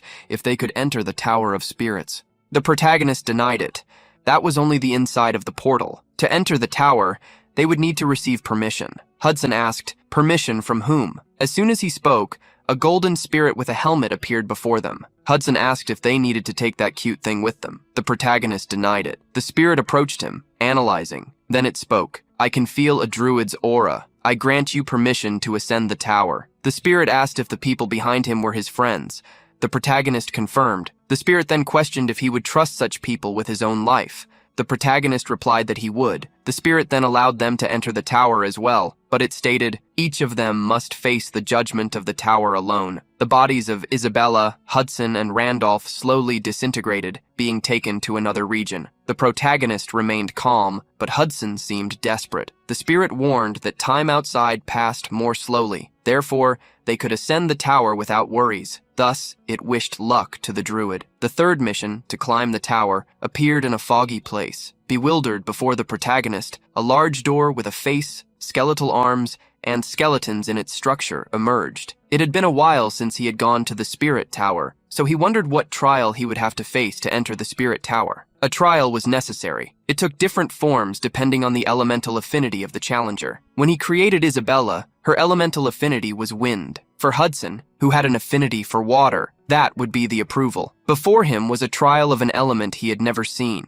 He wondered if, when he created Randolph, the randomization had assigned affinity points to all elements. The face on the door opened its eyes, staring. Incredible. A being with affinity for all elements, water and fire, light and darkness. You possess elements that cannot coexist. The words confirmed what Randolph imagined. The face at the door continued. Is it because of the empty element, the one that encompasses all things? However, this is too much to simply be called empty. It is the embodiment of chaos. The door opened and called him. Come, you must face the judgment of chaos. You who opened the approval that was never opened. Be careful. If chaos consumes you, you will never be able to return. The protagonist stepped through the illuminated door. He found the hallway of a mansion. For the last 5 years, Hyun Myung played Pangea without missing a single day. It would not be an exaggeration to say that he was a player who had played Pangea for the longest time. He knew that world more than anyone else. Still, Pangea had countless things he did not know. A game with insane difficulty, impossible to fully explore, yet it awakened an overwhelming desire to be challenged. Pangea still had unknown regions, places that held mysteries. Hyun Myung smiled, for this was why he loved this game. Grabbing a sword, he waited for the judgment of chaos. He aimed to be the first to conquer it. Before him, the scene changed. A man with gray hair and a black cloak appeared. When the man turned to face him, the protagonist was startled. That was Wilhelm, the character he had created. Wilhelm instantly attacked him. The sword flew toward Randolph. The protagonist ducked, avoiding the slash. Setting aside the fact that Wilhelm was in the approval,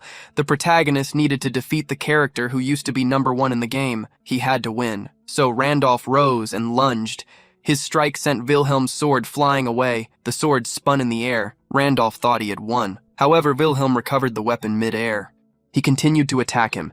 He showed how crazy Pangania could be. Wilhelm's strike created an explosion of debris. He faced the wave of dust. He saw Randolph emerge from it, launching a thrust. The high-level character lifted his leg, kicking him back. Randolph's sword was lodged in the wall beside Wilhelm's neck. Wilhelm tilted his head to the side, dodging. The character spoke. Did you come to reclaim your past glory? Such words surprised Randolph. He was attacked by a sword strike that grazed him. Randolph did not step back. He grabbed the villain by the hair with all his strength. He pulled the character's head down. Wilhelm's expression was still in shock as his body fell to the ground. Randolph obtained a health potion and used it to heal himself. He was relieved to have stocked up on potions with money from the Hudson Casino. Randolph would make use of them, as one by one, copies of Wilhelm began to rise up in a building. An interview was wrapping up. With a laptop resting on her legs, Inanna thanked the man in front of her for coming for the interview. Garcia showed he did not care. Now that the interview was over, he revealed he had a personal request to make. Hannah was curious to know what it was about. He was straightforward, mentioning the article she wrote on the day of the invasion. Garcia asked her to tell everything about the man who saved her. At that moment, in a dimly lit room, various copies of Wilhelm spread out on the floor. Amid them stood a single person wearing red armor. Randolph leaned on a sword. He wondered how much time had passed, as he had already fought over 100 enemies. The only thing that relieved him was that the copies of Wilhelm had stopped being summoned. He had also managed to reach the highest floor of the tower. Randolph threw away the empty vial of the last potion he drank. He waited for a mission-complete message to appear. The bodies of Wilhelm turned into shadows. Like ghosts, they flew above him, smiling. As an enigmatic voice echoed, "Chaos did not work." "What are you? Human? No, you are a druid. I liked you." Randolph recognized the spirits of chaos revealing themselves in this way. Randolph asked if he had completed the tower. The question made the spirits laugh mockingly. "How ridiculous! You thought you could complete this tower. Your trial has only just begun. Beyond these doors, that is where the true judgment begins." Doors opened before Randolph. Before moving forward, the spirits asked, "Are you already in tatters just for making it this far? Do you think you can get through this? This was never meant to be a trial that you could endure." Beyond those doors, there were hundreds, thousands of illusions of chaos that he would need to fight against. "Give up," suggested one of the shadows. "You will never succeed." However, they were ignored, and Randolph pressed on. In response to his actions, the spirits pleaded, "If you give up here, I will make you a special offer and make a contract with you." "Do not make a contract with me," he said. "If you make a contract with me, it will be like obtaining a star. How about the location of a unique rank, equipment, or abilities? The Tower of Spirits defines the reward based on the trial you faced. Complete the trial of fire, and you will receive the egg of the fire spirit. Complete the trial of wind, and you will receive the egg of the wind spirit. By hatching the egg, you can form a contract with a spirit of that attribute." The trial that Randolph entered was the trial of chaos, the first one already open in Pangea. He thought the mission's reward would be an egg of the chaos spirit. Spiritual eggs are already rare by nature, and this would be the first to be obtained. Therefore, an egg of the chaos spirit should be a high-level reward. However, even before he could complete the tower, they were already shouting desperately for Randolph to make a deal with them. Only such actions made him believe that beyond those doors, there was a much better reward. Even with the sounds of the spirits trying to stop him, Randolph moved forward. When asked if he truly planned to face those illusions, he revealed, "It will definitely be difficult, especially since I've used all my potions fighting those I've faced so far. However, because of that, I memorized their patterns to the point of being sick of them." Leaving the spirits in doubt, he stated with conviction, "I don't need potions or anything like that anymore. I will just repeat the patterns I learned thousands of times." One of the spirits listened to him confused until he smiled sincerely. He didn't expect the druid to challenge the tower for such a ridiculous reason. The main shadow mocked, "You are an idiot that I actually like." Randolph crossed the gates. He was faced again with a golden sky. He looked around, trying to understand the place he was in. Unexpectedly, the message, "Mission accomplished," appeared, and the results began to be calculated. The golden spirit, wearing a helmet, re-emerged. "Congratulations! You really managed to climb the tower, druid." The spirit also revealed that his companions were alive. Confused, the protagonist asked if the matter of true approval starting was a lie. The spirit agreed, revealing that if he had chosen the contract with the spirits of chaos, he would have ended up trapped in the tower for the rest of his life. The protagonist sheathed his sword, mocking, "Those bastards really like to lie, don't they?" Commenting that the spirits of chaos were like that, the golden spirit continued, "You must have received a hint when you crossed the trial, right?" Getting straight to the point, the spirit prepared to deliver the reward and told him to extend his hand. A sphere of chaotic energy emerged to shape the reward. The protagonist felt a bit disappointed. Since there was no other approval, he believed that the reward would continue to be the Chaos Spirit Egg. As he expected, the egg formed in his hand. However, his eyes widened when a change began to happen to the egg. His hidden trait, celestiality, activated around the dark egg. White wings emerged. The message for obtaining the Chaos Egg reshaped. You have obtained a celestial spiritual egg. The protagonist looked at the egg made of angel feathers, astonished. The item information was simple. One unknown egg that fell from the celestial realm. It said it rests at the end of the light of darkness and chaos. Only celestial beings can see and hatch this egg. From the information Randolph had, celestials refer to the celestial race living in the celestial realm. The fact that he found this egg is proof that he himself was one. Disbelief arose. No way this is connected to the celestial? My hidden trait? Maybe celestial is not just an overlap of names.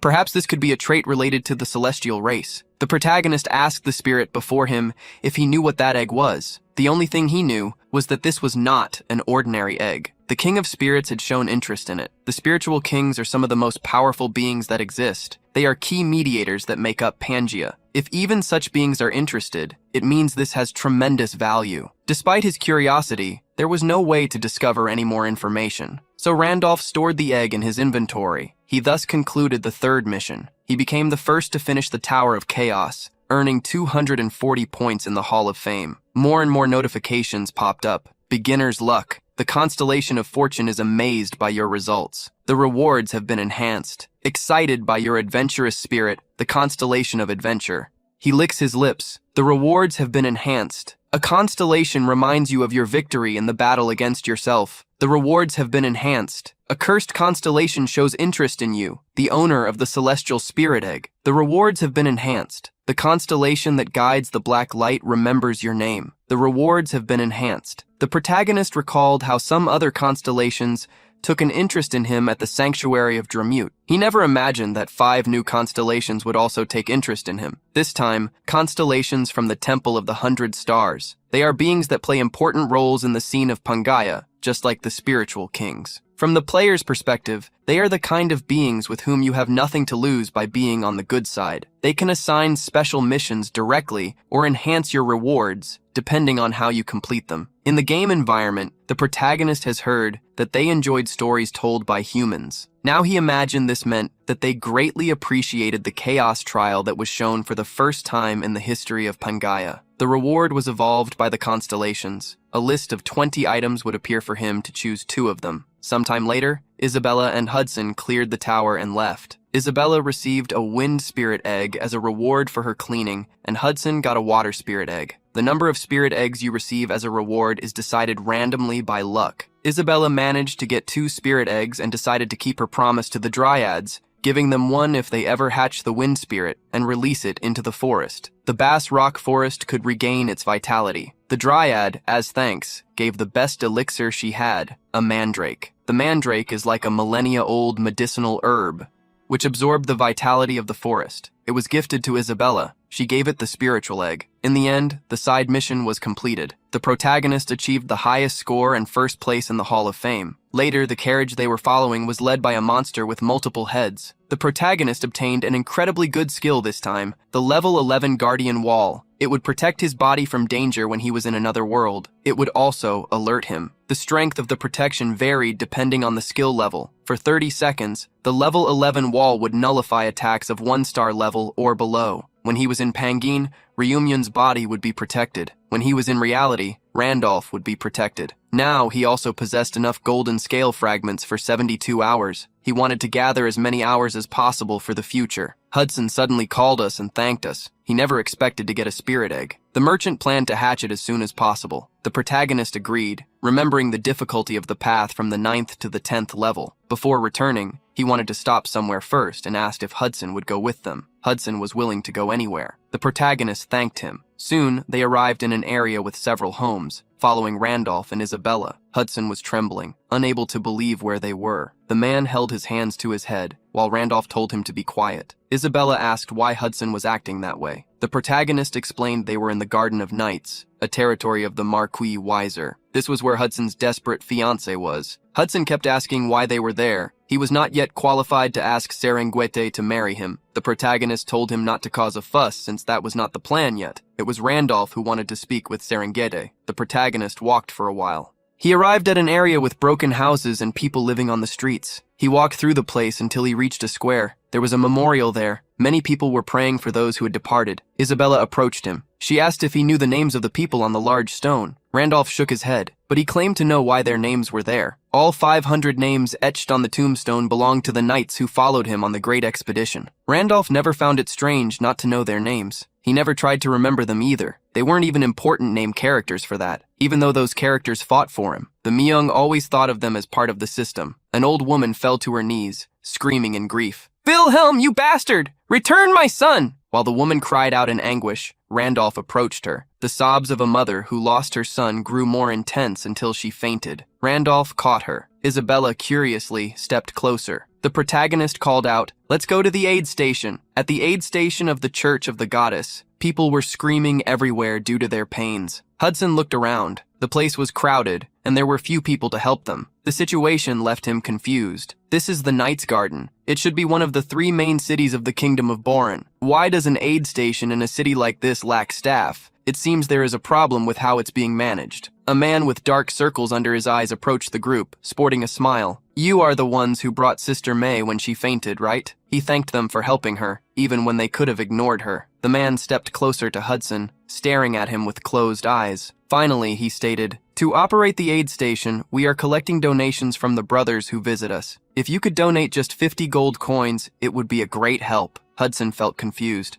and he asked if they were charging for the treatment. Randolph Franzel, the Lord, questioned the man. The assistance post run by the goddess's church should be funded by the city's coffers. Personal donations were even prohibited. Moreover, 50 gold coins made no sense. The man ended up looking down, revealing that they had no choice. Father Andrew had said that from now on, they would accept donations to maintain the assistance post. The protagonist crossed his arms, complaining, "What nonsense! I know Father Andrew, and he is not the type of person to do this." The man, however, claimed that his words were true. Father Andrew is a high-class priest from the Church of the Goddesses. He serves the twin goddesses of Pangaea, Leah, and Pina. He is a character that inevitably gives you quests related to honor when you are building a class in which honor is a key factor. Thinking about the man's words, Randolph remembered the unmaintained buildings, the people living on the streets, and the treatment station that could barely operate. The city should be rich, even if it wasn't as wealthy as Arcana. This made him wonder what was happening far from there. In a mansion, various drinks were on a table. A man was drinking from bottles all at once. The butler approached, warning him, "My lord, you have had too much to drink." Furious, the man threw the bottle near the butler. He ordered the man to shut up and take all the alcohol he had. This drunken man was none other than Marquis Weiser. After a second of silence, Randolph informed the nurse that he wanted to speak with Father Andrew. The man stated it would be difficult, creating excuses. Randolph then called Hudson. The merchant grabbed a sack and showed it to the man. "This here is a donation, 50,000 gold coins," Hudson maliciously whispered. "If you let me meet him, I will give the donation." The man's eyes sparkled like coins.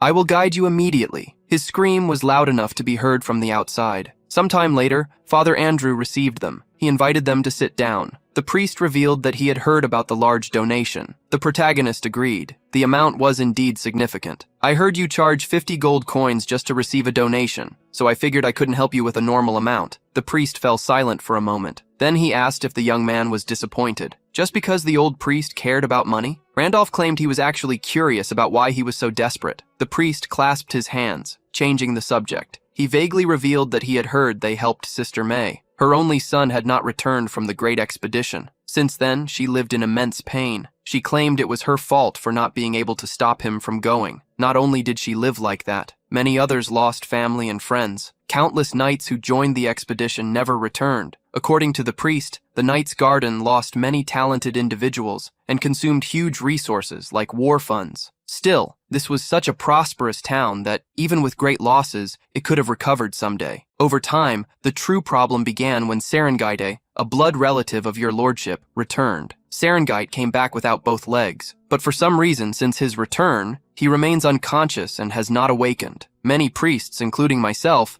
tried to wake him up, but nothing worked. Your lordship gathered all kinds of rare elixirs and sought a method, but even that failed. Because of this, the city's finances, which were already struggling, gradually hit rock bottom. In his impatience, your lordship lost his mind and was manipulated by all kinds of con artists. In no time, he reached a point where he incurred huge debts. He used the territory as collateral. After that, his landlord fell into despair and broke. As a result, all city subsidies were cut off. Now, this is the only remaining assistance post. If this place disappeared as well, all the patients in this city would be abandoned. Father Andrew lowered his head as he continued the story. That's why, even for brothers like you who helped Sister May, we demand donations without shame. We had no beds, supplies, or enough staff to care for the patients. Immediately, Randolph understood how the information was unfolding. He asked if Serengeti was unconscious due to a mental shock or a physical problem. The priest revealed that if those were the issues, they would have already treated her. She seemed to be in a state of curse, beyond what anyone's abilities could undo. The protagonist imagined that Isabella could break the curse with the blessing of the stars. He thanked the priest for telling the story and got up. I'm leaving now. I have business with Marquis Visor. The priest told him to wait, warning that the Marquis did not receive visitors. Andrew stated that in return for the donation,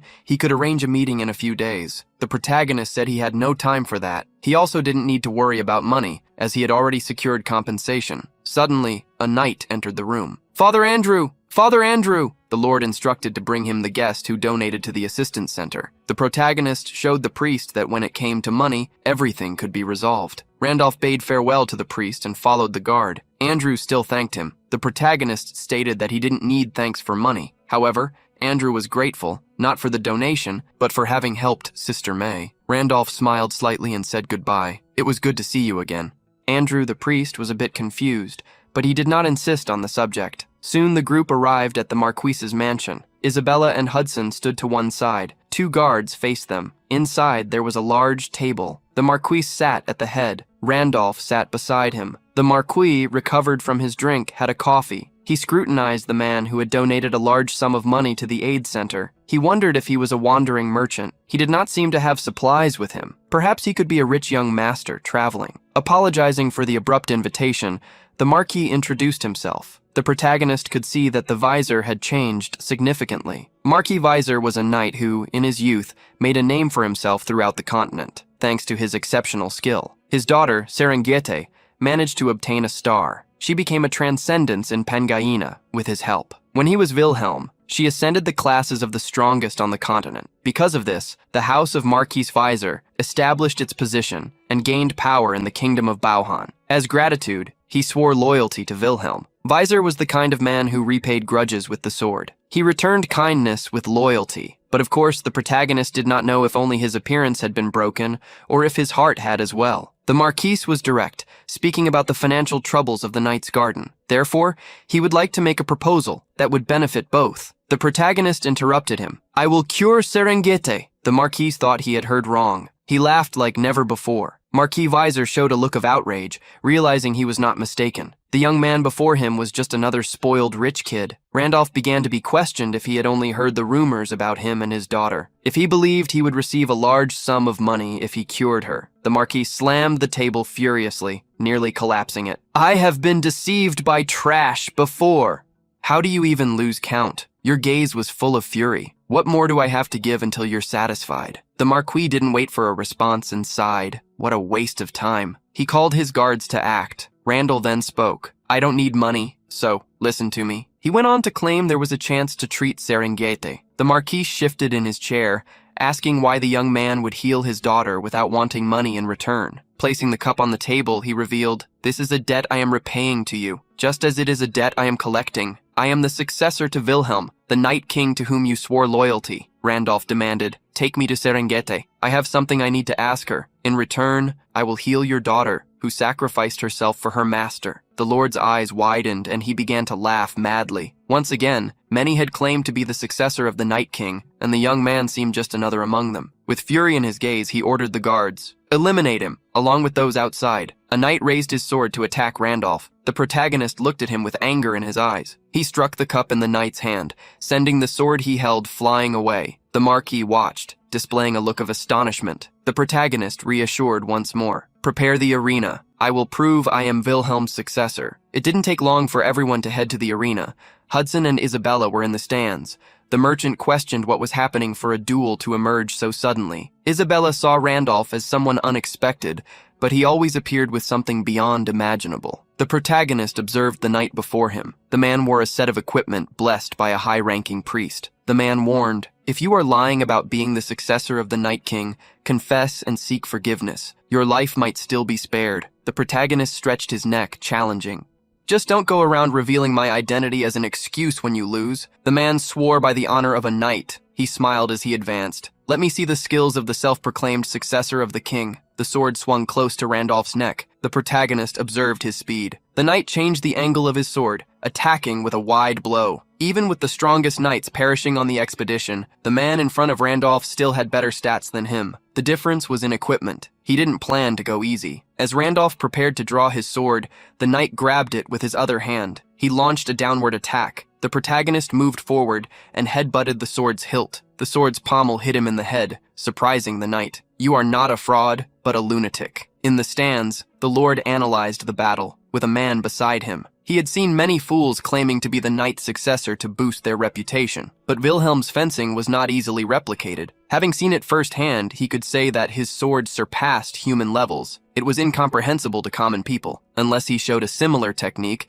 Randolph could not claim to be his successor. The battle of swords continued fiercely. The knight praised Randolph for being different from the other frauds, showing talent. That's why he recommended, admit your lie and accept my orders. I will ask the Lord for penance for you. The protagonist mocked him. You have full equipment and you are fighting someone level 3. Even so, you are boasting. The man then claimed he was using those items only because he was ordered to. While making excuses, the protagonist knocked him down, declaring, I also have many good things. Let me show you my powerful items too. The sword struck the center of the knight's breastplate and ended up being bounced away. In the next moment, Randolph equipped another sword, one made of extreme iron, 2 of them to be exact. The Marquis and his guard were surprised by the double grip. Hudson wondered when Randolph had obtained a sword like that. With 2 swords in hand, Randolph began to pressure the knight, who simply retreated. The time between attacks had decreased. The knight knew that his opponent was trying to win through speed. However, his armor was too hard for the attacks to penetrate. It was like fighting against a large rock. A 2-handed sword was slow, but the damage was high. It would be enough to damage the armor he wore, but against twin swords he felt confident. As long as he defended his vital areas, he would win in time. As he thought this,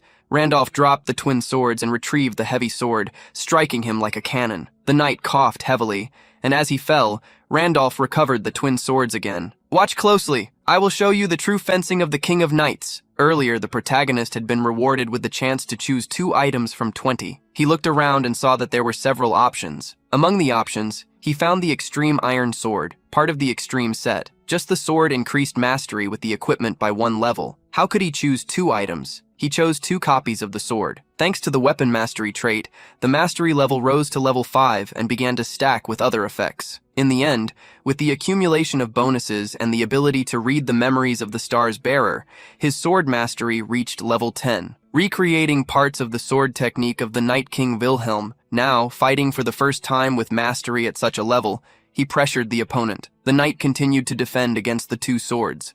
The protagonist dropped them and picked them up again. He held them at different angles. The knight saw the rhythm of the battle shift in favor of the challenger. He wanted to try to stop him somehow, to create distance and keep it, but he saw no way. He felt surrounded by a web of strikes that would hit him if he made the slightest mistake. If he tried to create distance, the opponent would advance with his 2 swift swords. If he tried to use his strength to overcome the opponent, the 2-handed sword would break his charge. The knight never thought a sword technique like this would exist. It wasn't just about halting the enemy's movements with simple attacks. It was about completely controlling the space where the battle was taking place. Humans are stunned when they encounter something incomprehensible, something that exceeds the limits of their own cognition. They enter a state where they can do nothing but observe. This applied to everyone in the training center, Hudson and Isabella as well, just like Marcus Razor and the knight facing Randolph. Amid the freezing expression of the knight, a sword strike approached. Knight King Wilhelm's sword technique. World-shattering strike. The shockwave of the attack created a curtain of dust and a gust of wind. The battlefield fell silent. Randolph held his 2 swords, while the knight broke free of him. A thin cut appeared on his neck as he fell, declaring his defeat. The protagonist then shouted, "Hey,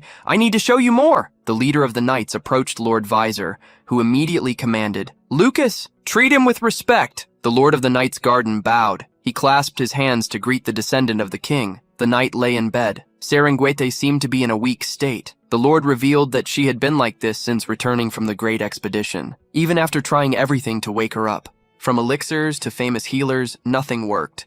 Even calling a priest due to the powerful curse, nothing could be done. Randolph observed her with a furrowed brow. His eyes shone with an intense blue, the trait of the great wise man active. As he thought, Serengüete was currently under the curse of the Demon King. This being the curse, it was clear why not even a priestess or the sacred emperor could do anything. However, if an exorcism were performed using stellar energy, the power of a star guardian instead of mana, then it could work. Without doubting Randolph any longer, the Lord asked if he could wake Serengüete. The protagonist repeated what he had said before. He wouldn't be sure until he tried. He reached out to Serengüete and used the blessing of the stars. A golden glow overflowed, illuminating the entire room. Lord Weiser stepped back, mouth agape. All the energy of the stars was being consumed. The energy was insufficient to break the curse, but its limit was temporarily reduced. After a long time, Serengüete opened her eyes. In doubt, she asked, "Where am I?" Lord Weiser eagerly approached the bed. "You are awake." The young woman, weakened, looked at him concerned. "Do you know who I am?" Serengüete murmured. Hudson, Serengüete's father, was about to agree when he realized whom she had called. "Hudson?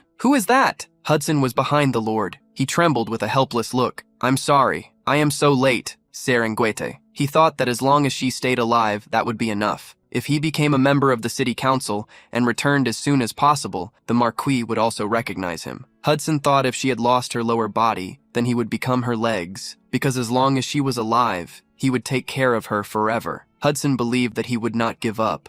An opportunity would arise someday. However, that belief was nothing more than arrogance and greed. Opportunities, shattered like a mirror, were not eternal. Serengüete's body continued to lose its vitality. The face that used to smile brightly grew thinner and thinner. The strong arm that once wielded a sword became like a dry branch. If the bearer of the star had arrived a little later, he might never see her again. Hudson cried out desperately, falling to his knees. Serendite's father looked at him, confused. "Who are you? What are you to my daughter?" The protagonist cut off any discussion, warning, "I know you can't control yourselves, but the curse hasn't been completely removed yet." Surprised, Hudson asked what he was talking about. The father and fiancé looked puzzled by what he meant. The protagonist revealed that in the best-case scenario, Penguet would only keep her eyes open for one day. To fully remove the curse, the stellar energy needs to be higher. There are only two ways to increase stellar energy: level up or find stars. The first thing Randolph needs to do is recover the 5 stars that the Night King Wilhelm dropped when he perished. Due to the secret effect of the stellar successor class,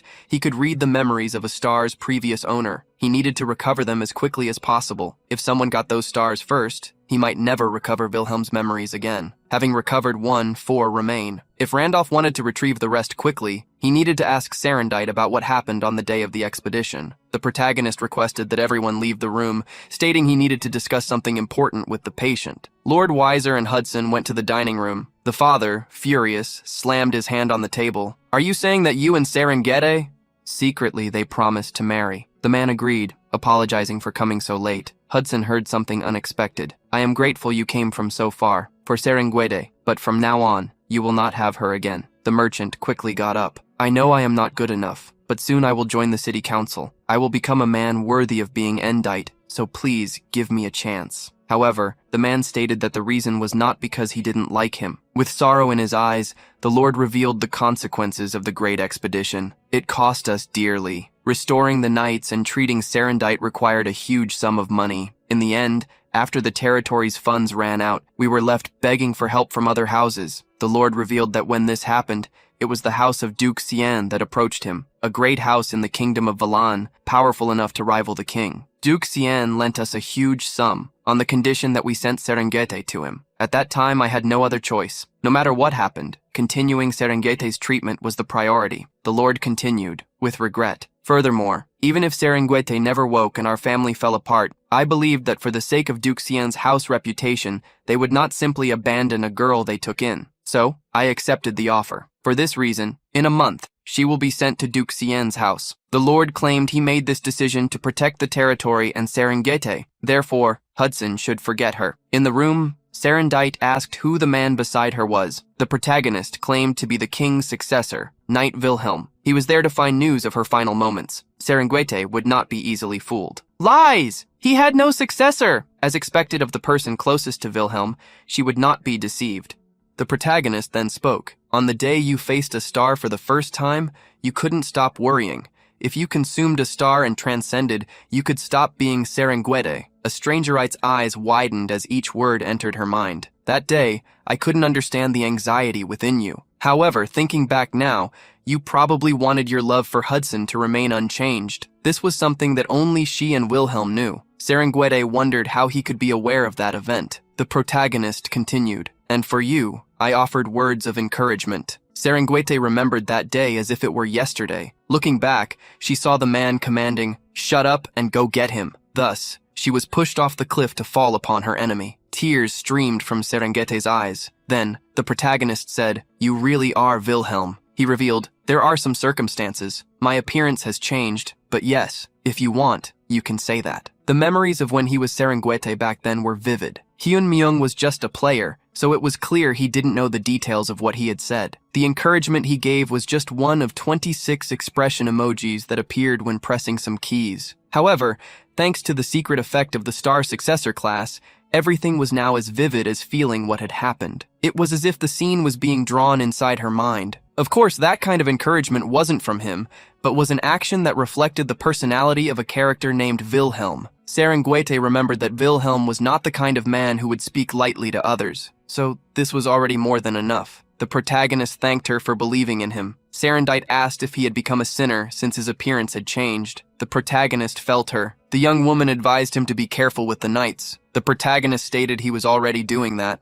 Then, she didn't need to worry. Players who have other bodies while retaining memories of their former lives are called sinners. The game characters who specialize in hunting sinners are called hunters or reapers. The protagonist returned to the main subject and recalled the day of the expedition. On that day, I definitely defeated the Demon King. I'm sure I pierced the path of light at the core of that bastard, and that his body collapsed. But in the final moment, everything stopped, and my consciousness was severed. The protagonist demanded that Serengeti tell the truth. Wilhelm demanded an answer about what had happened. The grand expedition to the world of darkness, unleashed by Wilhelm, involved 200,000 troops. Their morale, fueled by the ambition to become the heroes of the first expedition to the demon world, soared to new heights. Based on the data they gathered, they fully prepared for the invasion. A meticulous operation, without a single centimeter of error, and with all variables considered, was designed. Everything was perfect, or at least it should have been. It didn't take long for Serendite to see the bodies of her companions scattered on the ground. Her face was desolate. A priestess, at the cost of her life,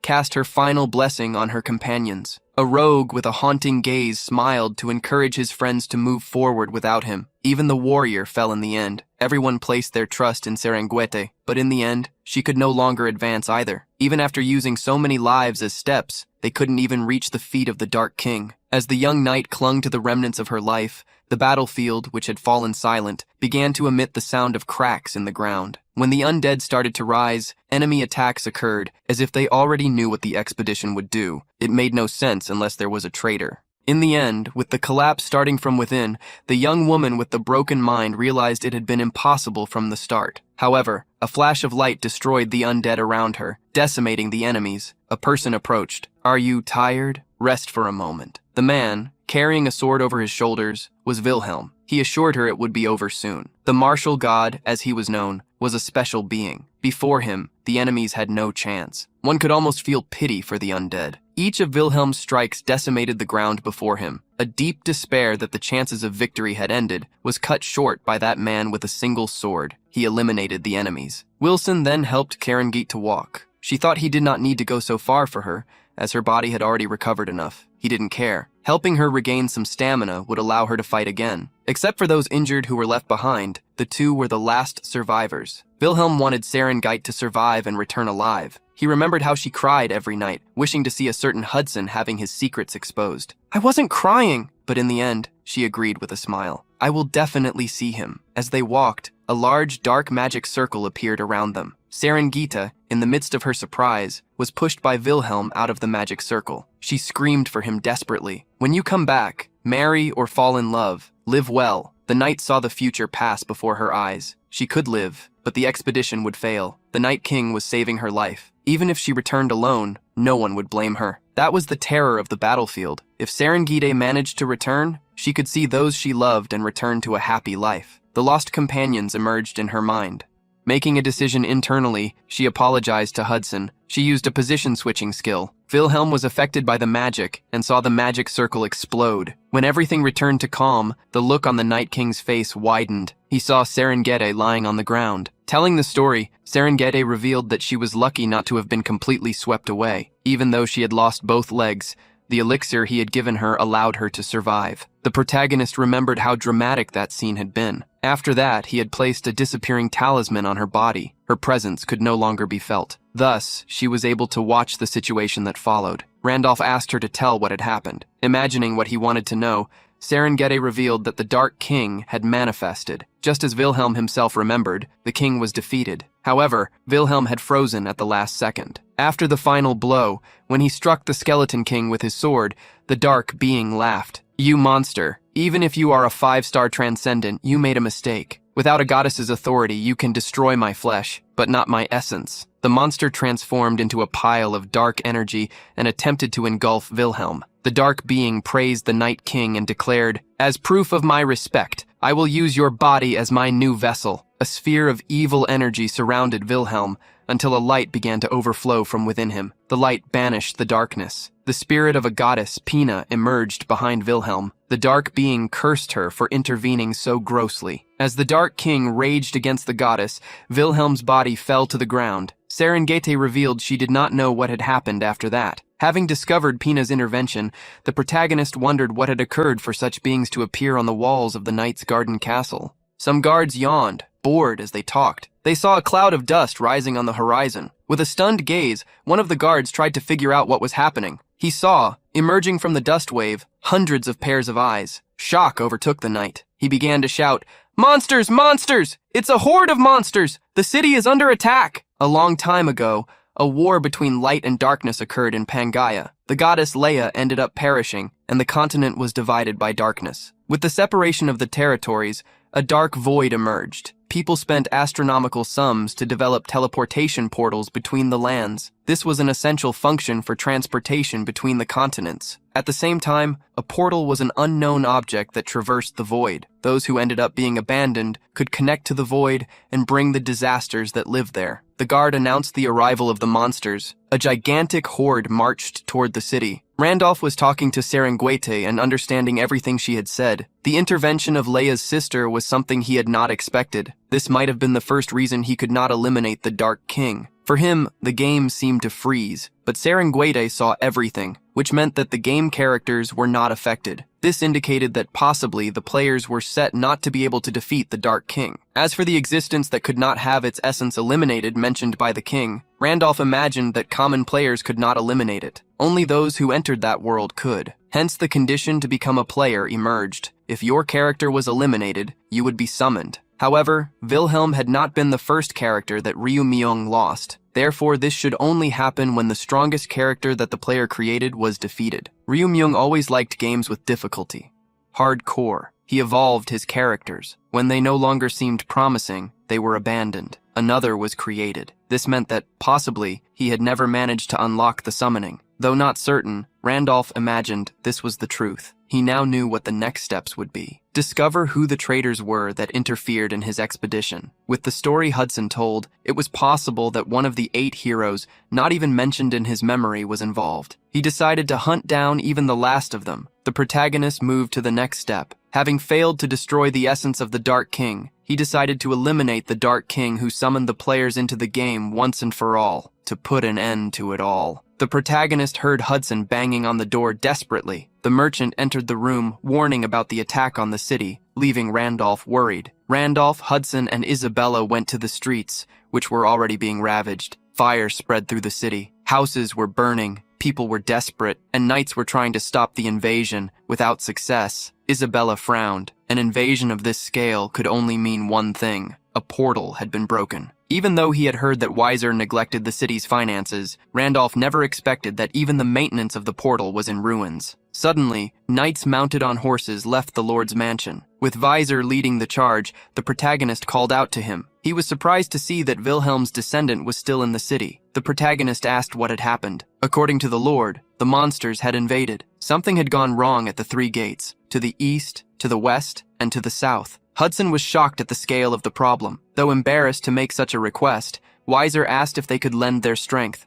The side mission, Defend the City, was generated at the same time as the fourth main mission, Fill the Rift of the Dark Void. The portals were overheating. Before the strongest creatures from the abyss spread out, you must prevent the portals from functioning. The time limit was 30 minutes. Every 10 minutes, a powerful high-level monster would appear. The protagonist never expected Weiser to place such a big mission on him. The Lord begged for their help, as it was impossible for the city to defend itself alone. Hudson, desperately, also asked for help. Isabella requested that he not make decisions based solely on his emotions. The protagonist saw this situation as the worst possible. For now, they were only facing low-level monsters and could barely hold their ground. When 10 minutes passed, hybrid monsters would appear, and everyone would be swept away. A hybrid was something that neither Randolph nor anyone else there could face. The only way to prevent the hybrids from appearing was to destroy all three portals.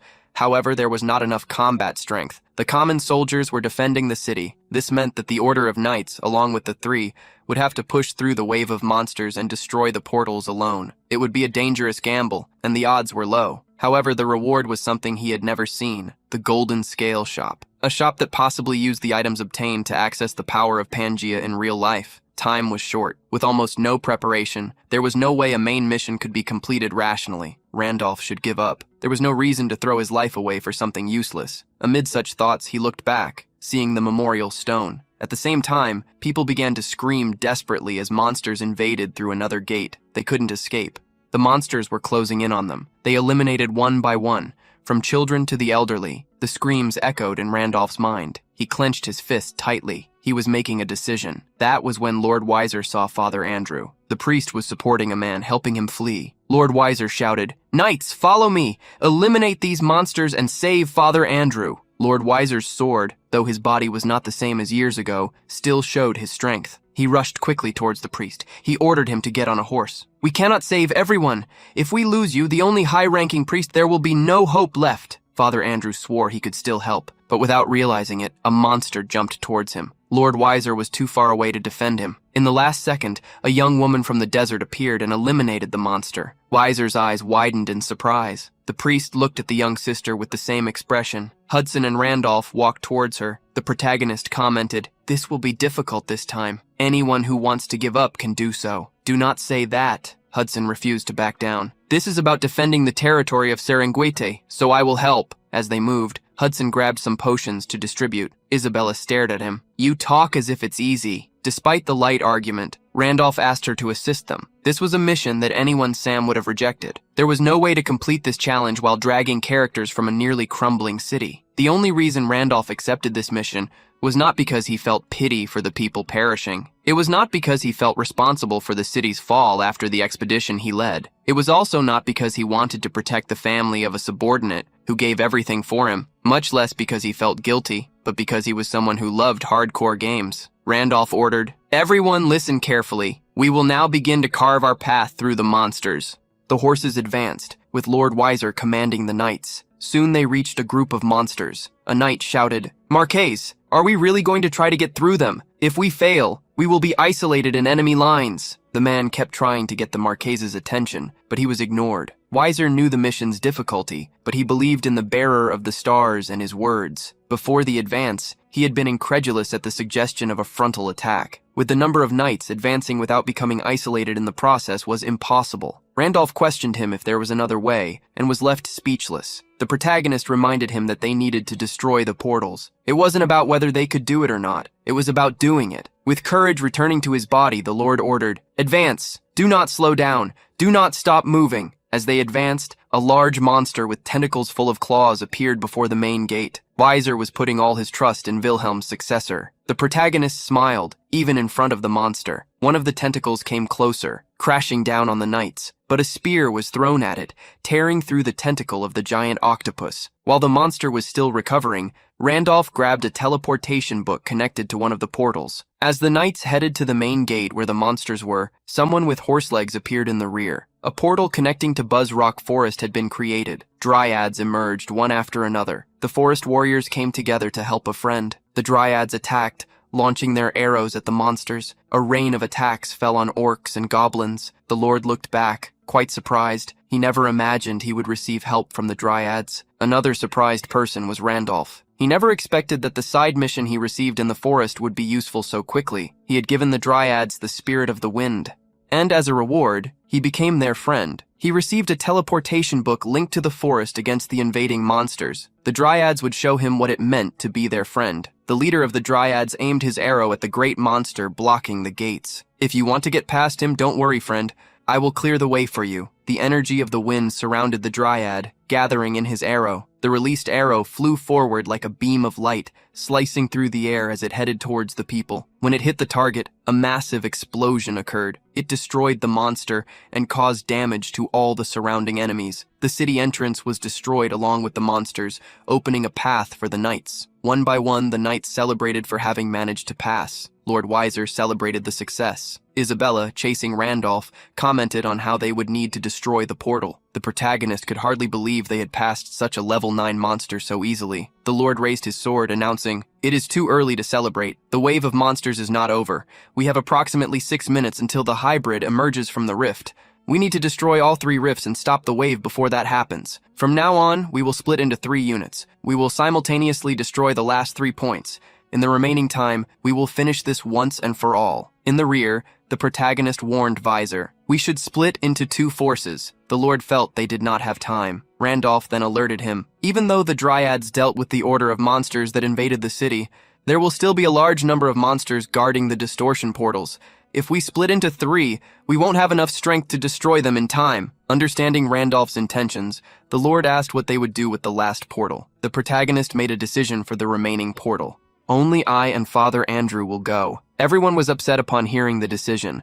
Lord believed it would be impossible. Randolph asked him to trust, as this would give them the best chances. They needed to destroy the portals before the hybrids were summoned. Lord clenched his teeth. The decision was complicated, but in the end, he chose to believe. Hudson looked back, asking Isabella if Randolph had a plan. Isabella told him not to doubt. Every time he thought it was impossible, Randolph proved he could do it. Father Andrew followed Randolph and asked what they would do. The protagonist explained, "It's simple. We will destroy the portal." The priest asked how they would do that. Randolph then told him to be quiet and think of a method. Isabella, Hudson, and Weiser set off for the 2 portals. There would be monsters guarding them, but compared to the size of the order that invaded the city, there should be fewer of them. If each team advanced with 100 knights, and with the high combat power of Weiser and Isabella, they should be able to destroy them in time. The problem was that once there was only 1 distortion portal left, the mutant monster would appear. The last attack pattern of the Dark Warrior, that was how the difficult enemy was called. It was on a completely different level from common monsters. Therefore, Randolph would have to deal with it. Letting the others face it would add too many uncertainties. Randolph could block the other monsters with his class skills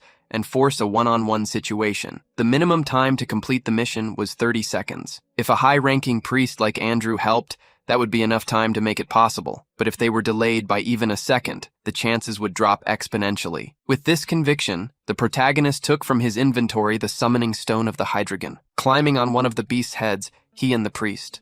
They prepared to advance. There were just over 5 minutes left until the first hybrid was summoned. When Isabella and Weiser's groups reached their respective gates, there was a line of monsters ahead of them. They charged at the same moment. Each one fought in their area. With just over 30 seconds remaining, Isabella managed to cut one of the pillars of the portal. Lord Weiser also destroyed his portal. Meanwhile, the 3rd team arrived at the 3rd portal. 34 seconds remained when the Hydreigon began attacking the monsters. The protagonist looked at the timer. They were facing the minimum conditions to complete the mission on time. All that remained was the last portal. Because of this, a monster appeared. The mutant began to emerge through the distortion portal. As the Hydreigon cleared the battlefield, an explosion occurred. Walking out of the portal, a being from another world emerged. It was the Dark Knight. A body of energy wearing armor and carrying a sword rested on his shoulder. He looked around with his spiritual eyes and found his adversary. Randolph had drawn his sword. The magic of Father Andrew was already blessing him. The duo prepared to face the knight before the flesh hybrid could be summoned. It was raining heavily as the knights rushed to the last portal. Even though the last portal was being faced by Lord Wilhelm's successor, Marquis Weiser could not remain calm with time running out. He hurried as much as he could. At that moment, Randolph had equipped all of his armor. Using one of the Hydreigon's heads as leverage, he jumped towards the Dark Warrior, activating the dragon's celestial wings. At the same time, he activated the special ability of the Hermes boots. He passed by the ghostly warrior, completely ignoring him as he moved toward the portal. However, unexpectedly, he was grabbed by the head. The warrior held him firmly and threw him away from the portal. Randolph got up to charge once more.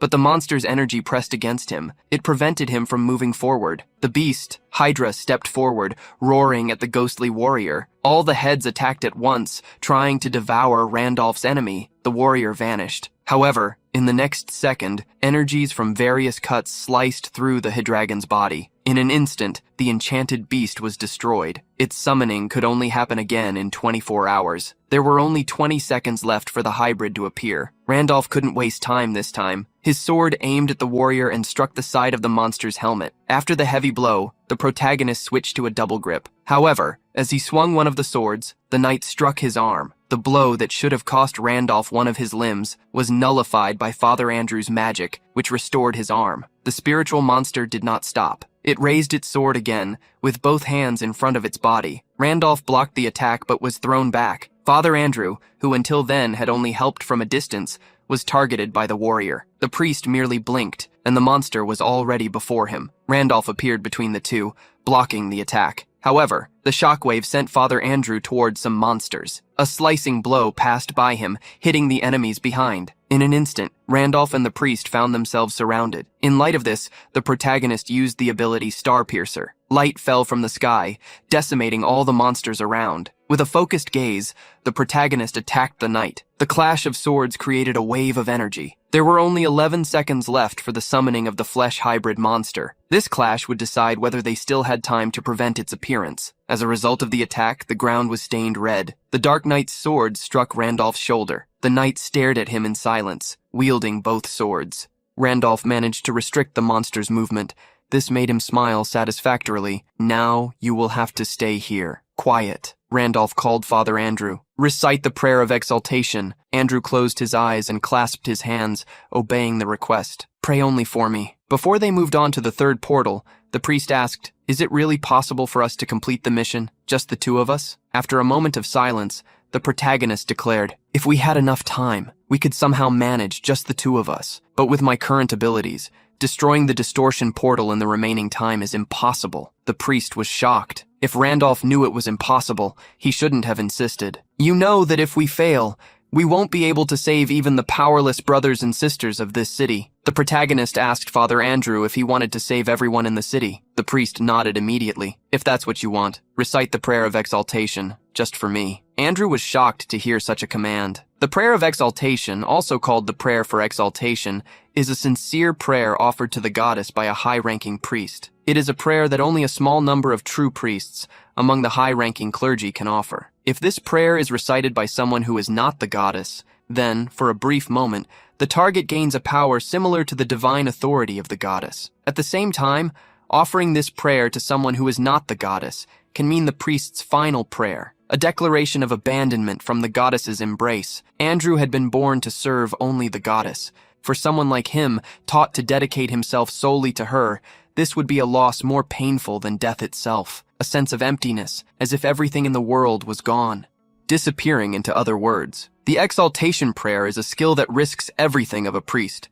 It is the ultimate technique, and in that moment, Randolph was asking this man to throw away the world to which he had dedicated his entire life. Andrew bowed his head. He was wondering how Randolph knew he could use such a prayer. He had never told anyone, except a few priests and one other person. The protagonist did not go into this subject. "It does not matter who I heard it from. What matters is that you can use it." How did Randolph know this? Andrew imagined that he also understood what it meant for him as a priest. The protagonist nodded. "Even knowing this, I planned everything, assuming you would recite it for me. I thought sacrificing you alone would have a better chance of success than dividing the strength of the knights." Randolph stated that the plan would only work if the priest did not refuse to use the ability. He believed Andrew would not do so, since he had never abandoned anyone. What they were doing was practically forcing his sacrifice, using the lives of the citizens as hostages. Seeing the priest grip his hand tightly, the protagonist stated that he did not care if he was hated. Priest Andrew unexpectedly bowed, expressing his gratitude. "If you had not said that first, I never would have managed to speak. I would have lived trapped in guilt." always weighing my faith against the sacrifice of my brothers and sisters. Truly thank you, brother. Tears fell from the priest's eyes, something Randolph never expected to see. Andrew was a character who had participated in many side missions related to honor. He was a true priest, someone who existed in Pangaea as a sage, more than any human Ryo Myung had ever seen. He respected Priest Andrew. The exaltation prayer ability was activated. The glow of the blessing fell upon Randolph.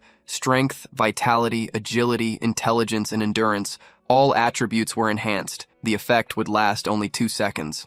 But it was enough to face what had to be done. With attributes that could vaguely imitate Wilhelm, he would show the Dark Knight a technique never before used against such inferior beings. Randolph raised his sword, demonstrating the fencing of the King of Swords, Wilhelm. The light of the Star-Bearer emerged, the space in front of the Dark Knight distorted. The visor's attack fell upon the enemy. The clouds in the sky began to dissipate before the attack. The sun shone again over the city. The citizens and knights could see hope returning. Father Andrew opened one eye, still in confusion. The time for the prayer of exaltation was over. Randolph walked towards the portal and stated, "Father Andrew, you saved this city with an attack." He destroyed the 3rd portal at the last second. The 4th mission was successfully completed. The rewards began to be calculated, along with his position in the Hall of Fame. Wilhelm's encounter with Father Andrew happened years ago. The old priest pleaded on the day they met. "Please do not reject the plea of this old priest.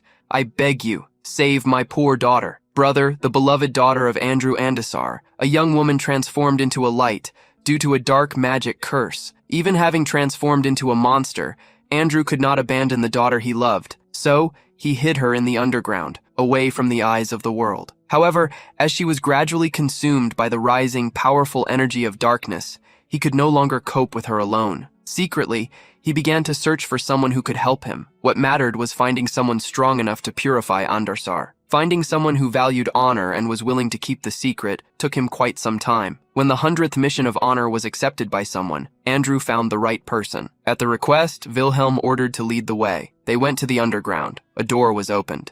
In the middle of a hall illuminated by torches, a shadow could be seen. It was a young woman in a red dress, like her eyes. Crystals were scattered all over her body. Wilhelm asked if that was Andansa. The priest nodded and requested his help. The knight complied with the request. "I will purify her." King Knight Wilhelm was the man who saved Andrew and his daughter. Now the same player was saving the town of the old priest. He was destroying the portal dominated by the abyss. He was sending the legion to the void. Surprised by Wilhelm's technique, the priest asked, "Who are you really?" The young man, unequipping items he no longer needed, introduced himself as Wilhelm's successor. He received help not only from the master, but also from his disciple Andrew. He glimpsed a connection of fate while thinking about Wilhelm. The priest began to suffer the effects of the punishment for using the prayer. Internal wounds emerged and he started to cough violently. Randolph ran to him, who had fallen to his knees, revealing what was happening. Andrew added that his illness, which he had suppressed for so long, was also awakening. Although it was not guaranteed, Randolph imagined that he could try to help him. The protagonist mentioned having heard that his master had helped the priest in the past. In return, Andrew had sent him a letter of absolution. The priest listened to the words with confusion, placing his hand on Andrew's shoulder. "The King Knight told me that he himself would carry your sins, that he would use the letter of absolution you gave him against you." Andrew tried to warn that only the owner of the letter could use it. However, before he could speak, Randolph declared, "I forgive your sins." A light of blessings fell upon the priest, healing him. The letter of absolution is the rite of amnesty that the high priests of the goddess's church can only grant once in a lifetime. According to the game's story, it is an authority that grants forgiveness in the name of the goddess for any sin, beyond the mortal sins defined by the church. There are 10 evils in the current game. However, the absolution is an item used to remove penalties imposed on users who behave inappropriately. The card is issued on paper, but this is just a formality. In reality, it doesn't need a physical form to exist. It is a type of trust contract, where the priest puts his name at risk. The connection between Randolph and Drummond belonged to the same type of skill. When the card was used, the priest felt the energy of the stars return. Even without understanding how, Randolph was using something that should belong to Wilhelm. Andrew couldn't hide his confusion. What is happening? Is it possible that you received an absolution card from another priest? No. If that were the case, I would certainly know. He even suspected that Randolph might have obtained it through illicit means. The truth could not be revealed. So, Randolph sought an excuse. At that moment, a cavalry approached, serving as a perfect distraction. Isabella led the group. "Bearer of the stars, are you okay?" she shouted, even from a distance. Thanking internally for her arrival, the protagonist stood up and commented that the others also seemed to have completed their missions. Father Andrew tried to insist on the matter, but Randolph interrupted him. "Don't be insistent. Think of it as if the heavens are on our side." The Hall of Fame for the fourth main mission was updated once again. Randolph was in first place, but unlike the previous ones, his score was not displayed. The next day, at the end of the invasion, the Triads returned to the forest. Randolph thanked them. However, for them, helping a friend was natural. "Don't forget that whenever a friend is in danger, we will help." With those words, they set off to those who feast on the essence of the forest. The air of the city should be like poison. Still, they showed no signs of weakness. After their departure, the city immediately began reconstruction. As expected, a city that neglected portal maintenance had no resources. Everything was then funded by Hudson. The damaged distortion portal needed to be repaired by hiring alchemists from the kingdom. Therefore, for a long time, there would be no risk of new corruption. This would cost a lot of money, but with Hudson in charge, it would not be a problem. Andrew recovered his stellar energy, but he needed to focus on healing. With not enough priests to care for the wounded, he decided to use potions temporarily. Naturally, this would require an astronomical sum, but again, there were Hudson's funds. Suddenly, Hudson asked, annoyed, "Doesn't it seem like everything is being solved with my money?" For some time, the protagonist shrugged, saying there was no alternative. Since the city had no resources, he asked Hudson to consider this as something done by Serengwait, since one day she would inherit everything. Randolph asked if Serengwait had fallen asleep again. Hudson confirmed, no. Long after the invasion, she seems to have been consumed by the curse again. The protagonist then threw a luxurious potion flask to Hudson. Hudson was shocked. It was a high-level elixir, blessed. Even the church produced few of them per year. Still in shock, he heard the instruction, feed Serengwete with this every 2 hours. In a month, her legs will be completely regenerated. Hudson confirmed something. So, you are also a player, bearer of the stars. Did you buy this at the scale shop? He revealed he was also a player and had completed the fourth main quest. The merchant deduced, but if my deduction is correct, your name is Randolph. You are the legendary user who created most of the famous characters in Pangaea, including the Night King Wilhelm, but concealed your identity as the Phantom. The protagonist stated that it was embarrassing to be called a legend. He apologized for hiding his identity. Hudson didn't blame him, understanding the risks. Thinking of something, Hudson asked how he should call him. The protagonist requested to continue as before. Then, Hudson decided, bearer of the stars. The merchant questioned if it was all right to deliver such a valuable item. Randolph didn't care, as his goal was to climb the rankings. The first place was just a consequence, yielding many golden scales. Hudson felt a bit disappointed, as his score was lower, influenced by military power. While they talked, Randolph opened the golden scale shop. It would remain open for another 140 hours. Now that shop was essential for his survival. If he fell in the rankings, it would be disastrous. Among the available items, he saw the Fang of the White King, the cursed tome of dark magic from Lish, and the heart of the dragon. All were essential materials, already used in the creation of Wilhelm's equipment. The fact that they all appeared didn't seem like a coincidence. Still, he couldn't imagine who else would seek such items, especially the Fang of the White King. Even when he played with Wilhelm, he had given up on defeating that entity. He had only managed to obtain a tooth left behind. When a character was defeated, their equipment didn't disappear. Instead, they were recorded in the Golden Scales shop. The remaining time of the shop became more important than he imagined. He realized he needed to rush into the next mission. Randolph informed Hudson that he would leave soon. He asked Hudson to take care of Serengwete. Worried, Hudson revealed another problem, the agreement between Marquis Visor and Duke Cien. Furthermore, one of the 8 heroes, Maxime, supported the Duke. Upon hearing this, the protagonist's eyes widened. Maxime was someone he had recruited during the Great Expedition. He was the leader of 300 men and the Kaiser's mercenaries. He was also the coward who fled first.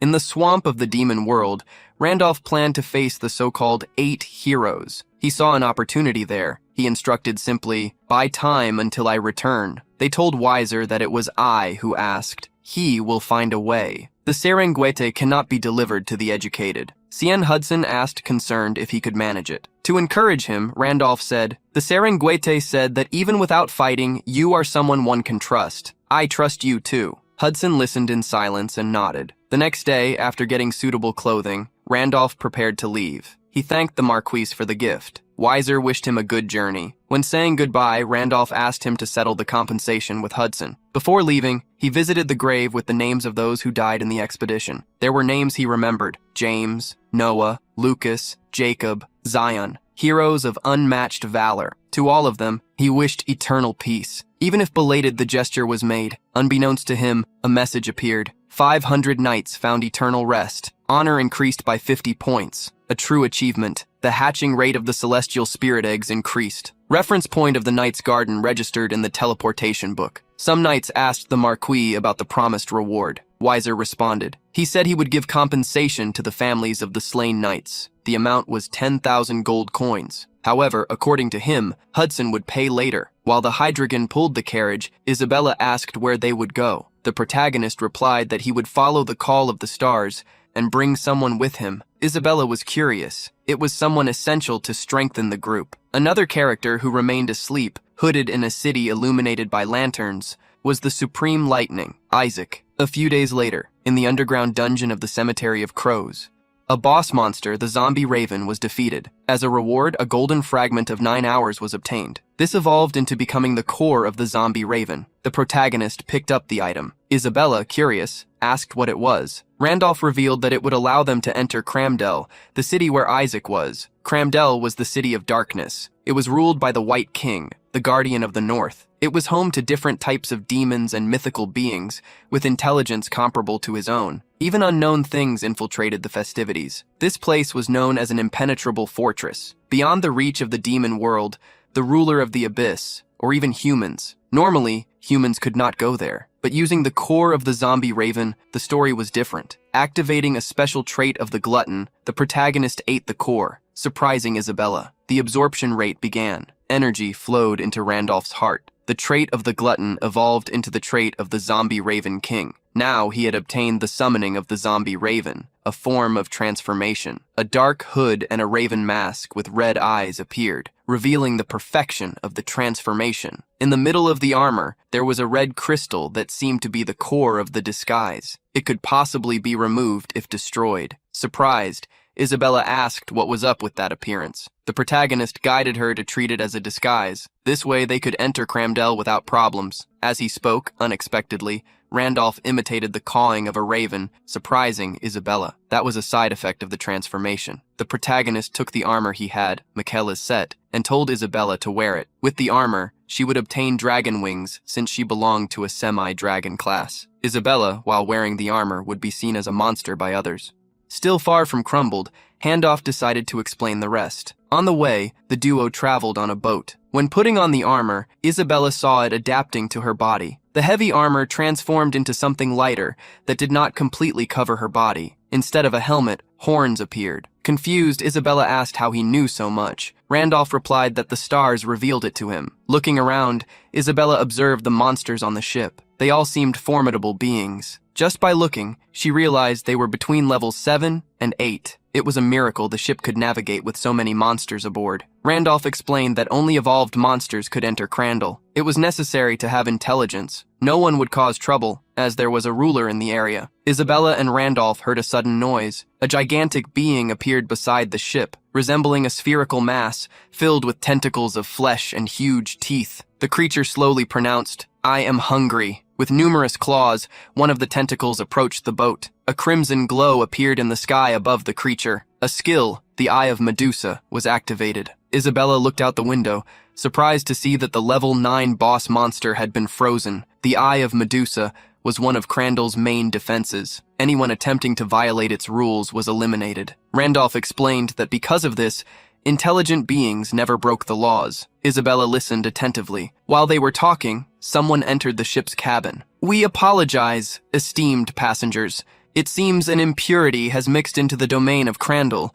You do not need to worry, so please rest peacefully." The speaker was an evolved level 8 sewer rat, wearing a green cloak. He informed them that they would soon arrive at Cramdell, and they could then ignore the incident and enjoy the peaceful journey. Soon, Cramdell approached, a city in the distance. "In the fog," Randolph warned Isabella. "Where are we going? It is an invincible fortress governed by monsters like you have never seen before. If our identities are discovered, we will have to risk our lives. Do not let your guard down for a second." With that, Randolph led the way for them to disembark. They passed through the city arch, entering the main street. Merchants were advertising their products and shops surrounded them, mostly hot springs. This was a different sight than what Isabella had imagined finding. Randolph was also confused. Just a year ago, when he visited the city with Wilhelm, there had been no hot springs, not even a blade of grass in that barren place. He wondered what had happened. With this doubt in mind, the protagonist walked through the busy street. Doubt. Isabella asked the bearer of the stars, "Who is Isaac, the one you say you are looking for?" "The Supreme Lightning Isaac, a notorious fugitive who committed all kinds of crimes across the continent. On a smaller scale, he extorts nobles and priests from the Church of the Goddess. On a larger scale, he steals supplies from allies while posing as a mercenary. He also attacks key figures in cities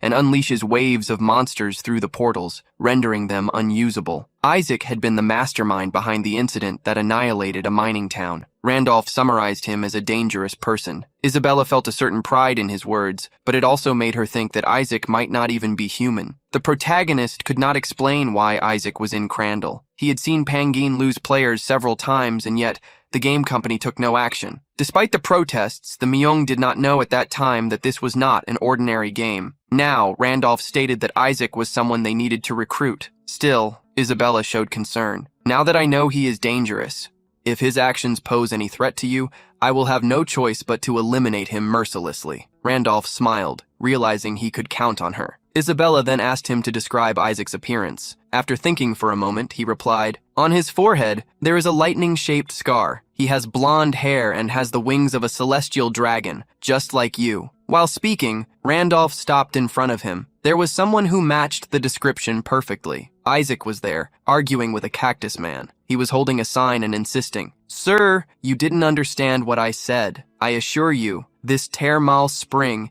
is the cheapest and the best. Do you really care that we are trying to make a living?" Isabella was disappointed and commented, using Randolph's own words, "Someone so dangerous that there will never be another like him in the history of Pangaea." Isaac stood before them, but instead of hunting or stealing, he was trying to attract customers to his bathhouse. Isaac suddenly looked at the two figures and asked, "Why are you staring so much?" But Isabella caught his attention immediately. "Wings of a celestial dragon descendant," he thinks at that very moment. The protagonist shows surprise at finding a half-dragon in a place like that, commenting that it had been more than 150 years since the last time. For a moment, Isabella falls silent, but soon confirms, "Finding another half-dragon in this distant land simply cannot contain our joy. Don't you agree?" says the protagonist. Isaac laughs, not understanding the reason for it, affirming that clearly the woman was human. It didn't matter how he looked at it. Quickly, the protagonist approaches, covering his mouth and asking for silence. Then he stares at him and says, "Let me speak with you for a moment, Supreme Hunter of Lightning." Furious, Isaac asks, "How do you know my name?" But the protagonist insists,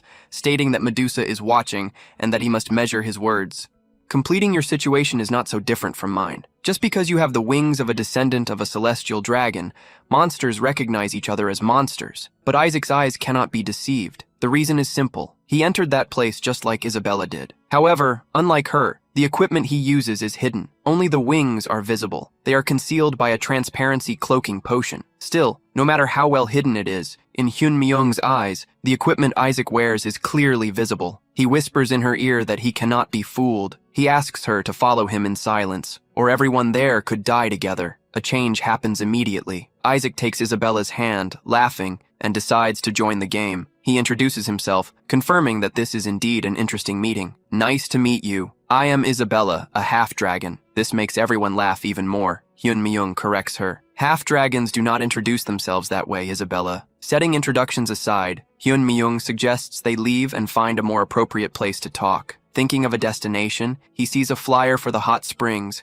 and decides that would be ideal. When they arrive, Isaac even pulls the cactus man along with them. "Old man, I brought guests. Prepare 2 rooms, he says to a strange man sitting there. These outsiders don't seem to have anywhere to go. The old goblin grumbles irritably, complaining that he had already asked Isaac many times not to treat the customers that way. A few hours pass and everyone is relaxing in a nice bath. Hyun Myung realizes that this is not an ordinary hot spring. Isaac confirms, saying that if it were, the monsters wouldn't be there. Curious, the protagonist asks how long those springs had existed. Isaac replies that he is not sure, that everything came about suddenly. Changing the subject, he gets straight to the point. Why did you come after me? You knew who I was, so this was not a chance meeting? Hyun Myung.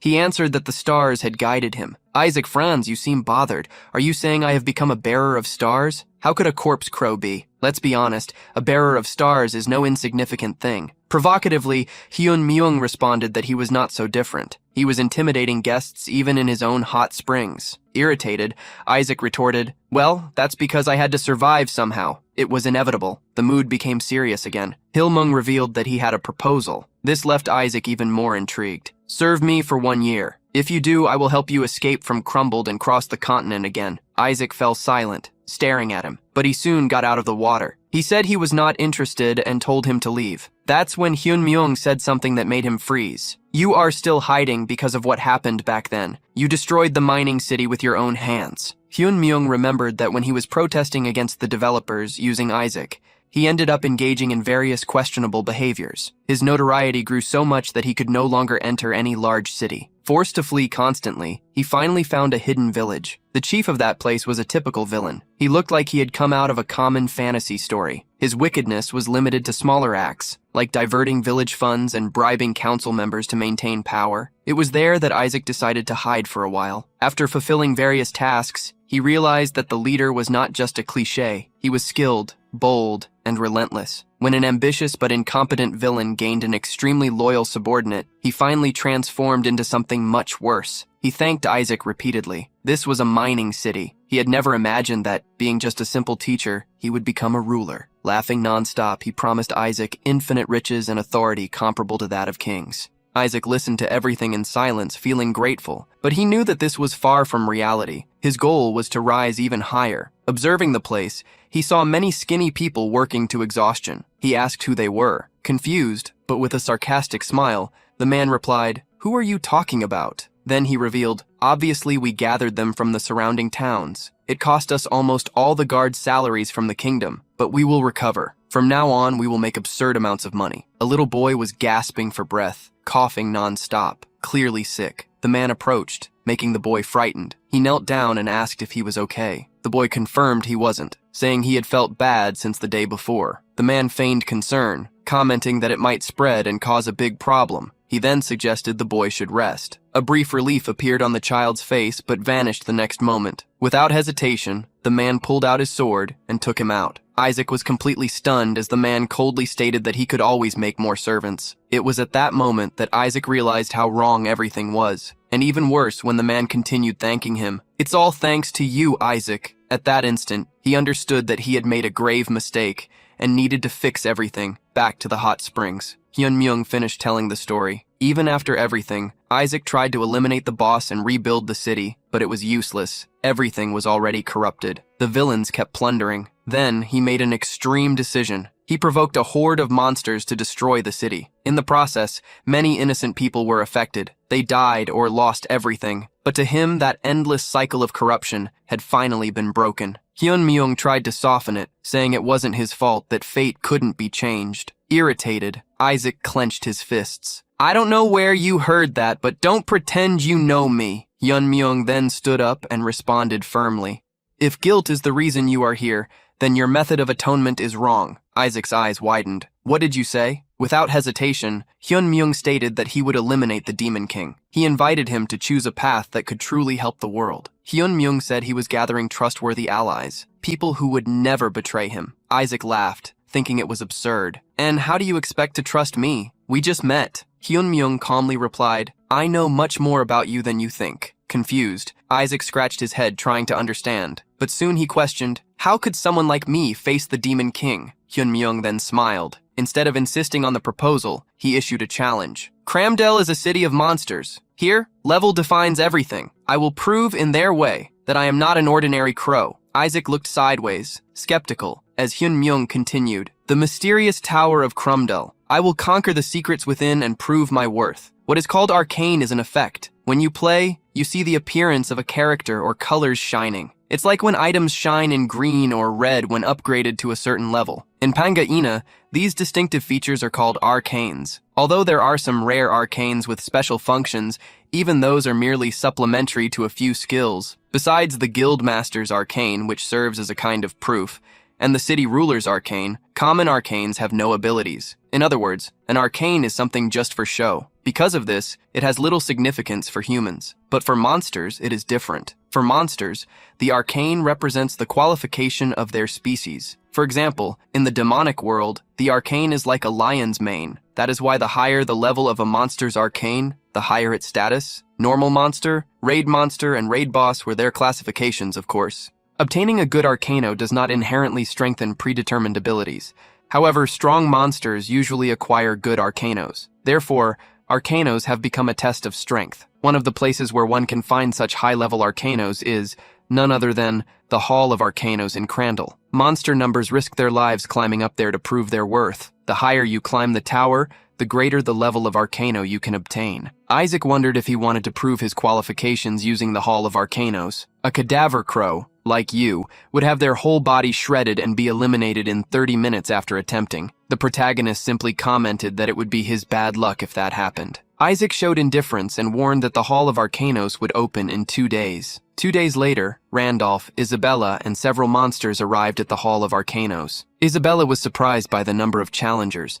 The protagonist warned, however, that more than half were just spectators. He asked Isabella if she was sure she didn't need to challenge the hall. She then revealed that she already owned an arcano. The protagonist was confused upon hearing her. Isabella then revealed her power. A spiritual energy surged around her, creating scales of Gormungander. With wide eyes, Randolph asked when she had obtained that. Isabella revealed that one day she dreamed of a serpent coiling around her and ended up acquiring it. However, there were no abilities in this arcano. Curious, Randolph wondered if Isabella had satisfied some condition while he had neglected her. The scale of Jormungandr was one of the 32 stars. It was an arcano that granted the right to seek and possess the star of Jormungandr. No one had ever found the Queen of the Desert, certainly. He discovered the arcano that Isabella possessed and then placed her in the position of princess, keeping her by his side. If that were the case, the Queen would never abandon Isabella. This revealed to Randolph that his bitter connection with the Queen of the Desert had not yet been severed. Seeing him troubled, Isabella asked if something had happened, but he merely hid his thoughts. A rat man appeared before the doors of the hall. The doors of the arcane hall will open soon. All participants, please finalize your preparations. Those who finish their preparations should gather near the entrance. The protagonist heard the rat man and bid farewell to Isabella. One after another, the monsters gathered in front of the rat. The protagonist looked around, recognizing some species. There was a blood being, a leviathan, and a minotaur king. Calamity-class monsters. The protagonist wondered if this was not an ordinary day. The rat man recognized the challengers. It seems that formidable individuals are challenging us as well. This time, a spot among the 5 great warriors, the new pillars of Crumdal, can still be taken by new members. Please give your best. It seems the White King is also anticipating the arrival of someone with the necessary qualifications to fill the new position. For some reason, they were selecting new pillars. That is why real monsters were gathering. Thus, the 4 great warriors of Crandall, including Medusa, were monsters that would require a user ranked among the top 30 to be faced. The protagonist wondered, there are already 4 monsters of this type. Why would they choose another? A giant being appeared behind the protagonist. "Get out of the way, Crow!" The snake with crocodile teeth asked mockingly. "Don't tell me you're going to challenge the Hall of the Arcane too." The protagonist crossed his arms, agreeing. All the monsters who heard him began to laugh loudly. One after another, taunts began to be directed at him. The snake monster commented after a sigh. It seems you do not understand the situation. This is a place where high-level or superior monsters challenge each other." He stared at Randolph with a red gaze. This specimen of corpse crow seems to have been born a bit stronger, but in the end, it is still just a crow. This is not a place for low-tier monsters like goblins and crows to linger around. So I recommend. I understand the desire to obtain a high-level arcane and escape your fate, but you cannot surpass the limits set by your species. Know your place. At that moment, the rat man opened the doors of the hall, revealing a portal to the Hall of Arcane. As the teleportation of everyone present was initiated, Randolph declared, "You talk too much. Listen well, worm. I have already memorized your face." The warning, spoken in a threatening tone, was the last thing said before everyone was teleported. Randolph reappeared on top of a rocky mountain. He looked around and, as expected, discovered he was in another dimension. Fortunately, nothing had changed since his last visit to such a place. The Hall of Arcane was the only place where Wilhelm could not obtain the highest quality reward. At that time, it had been everyone's first time challenging such a place, and the information was scarce. Because of that, Hyun Myung did not realize that a second challenge could arise, so he ended up stopping halfway. However, this time, he planned to do things differently. Viewing from the mountaintop the 1,000 enemy skeletons, all the strategies resurfaced in his mind. From the experience gained through Wilhelm, he learned that 2 extremely severe conditions were necessary to complete the Hall of Arcane. All the monsters in the hall match the challenger's level. If the challenger's level increases, the level of the monsters will also rise. As the levels of the monsters increase, their patterns become more varied, and variables emerge that prevented the use of instant death techniques. Clearly, just entering a low level is not enough. It is also necessary to surpass the standard statistics of that level. He must perform extremely well. With these initial tips in mind, Randolph jumped towards the skeletons, beginning to hunt them. As he battled each of the undead, he rearranged in his mind how he had managed to fulfill the prerequisites with over 200 talents. The bonus attributes were added with each level up, along with the absurd bonuses from 13 hidden characteristics. The second thing he used to fight were the features of his class. There was a reason Randolph specifically chose the zombie raven to enter Cramdell. This secondary class possessed specialized skills for facing crowds. Although zombie ravens were level 4 raid boss monsters, performing poorly against weaker opponents, they exhibited high-level performance in the game. Moreover, as a type of lower-level monster, their abilities evolved rapidly. Thanks to the Raven summoning ability, the number of summons increased with every moment. With all the characteristics, functions, and class he meticulously selected, thinking of this moment, Randolph believed that only he, with such specific conditions, could reach the end of the Hall of Arcanes. Meanwhile, Isaac handed out some flyers to the Cactus Man for him to distribute, something that the plant monster questioned, as he needed to do when he was a customer and not an employee. Since he did not understand the language of plants, Isaac simply forced him to accept the papers. At that moment, someone shouted, "This is insane! Who has finished? It's not even been 3 hours yet." Isaac looked towards the hall door while they shouted about the first floor.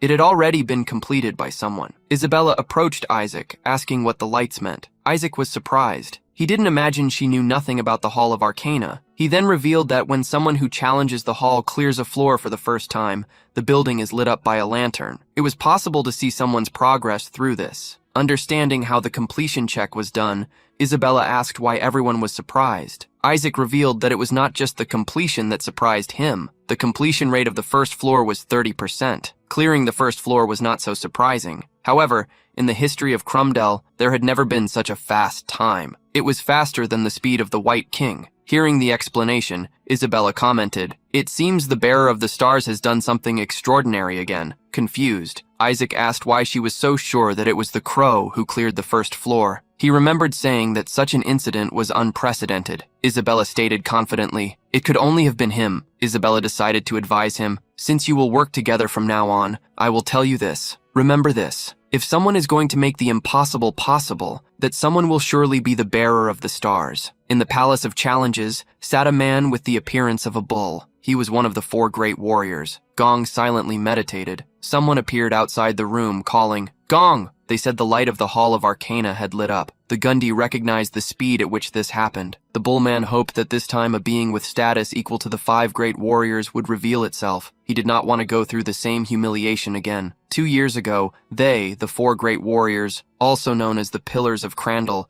were humiliatingly defeated by a single human named Wilhelm. That man had not eliminated them, but he used them as bait to attract the White King. Gong would never forget that humiliation. It wouldn't matter how much time passed. Gong then asked the man to notify him when the light on the 2nd floor lit up. Even if the challenger wasn't at the level of the 5 great warriors, he wanted to meet someone who could reach at least the 2nd floor. The person outside tried to find the right words to reveal. In fact, it seems that the lights from the 1st to the 4th floor were already lit. The bull-headed man widened his eyes in complete disbelief. The 4th floor was where the White King had arrived. Such a challenger reached him in an extremely short amount of time. Gundi would not remain still. He ordered his subordinate to gather the 4 great warriors to meet in the Hall of Arcanes immediately. Walking on a ground stained with dried red, Randolph approached a recently defeated monster while being circled by crows. The level of the zombie crow summons had reached level 10, the maximum level. The ability transcended to advanced zombie crow summoning. As a reward for completing the 4th floor, he could obtain a mythical transcendent arcana, the progenitor giant. If he chose not to obtain it,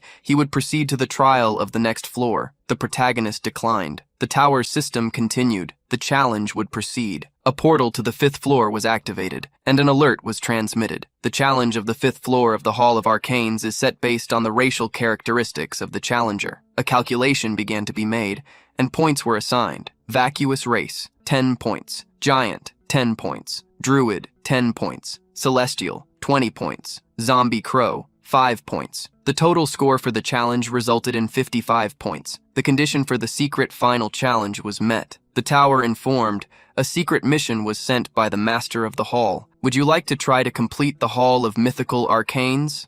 The portal before Randolph had a deep red color. It revealed a distant celestial space. Carmine rays fell from it, making the sight at the start of the mission frightening. Randolph was more impressed by the discovery of a secret mission. The tower warned him, if you do not accept the challenge, the mission will disappear. You will enter the normal arcane hall. From then on, it would be unknown territory. Even Wilhelm had not faced this. Moreover, since it had mythical difficulty, what Randolph would face would not be normal. Surely, a higher-ranked arcane would be given as a reward, but there was no reason for him, a human, to face such risks. Even though he did not need to, Randolph faced a temptation. In this world, I am the only one who discovered this. How many players could refuse a historic adventure that only they could challenge? Faced with a situation where there was no reason to hesitate, he decided, I will take on the challenge. As soon as Randolph stepped through the portal, he found himself in a barren land. Before him were 3 giant skulls exuding mysterious power. The secret mission revealed, you have entered the Hall of Mythical Arcane. Achievement, Adventurer challenging the myth. Completed. The hidden monster, a risen skeleton soldier, appeared. Monsters that appear in the Hall of Mythical Arcane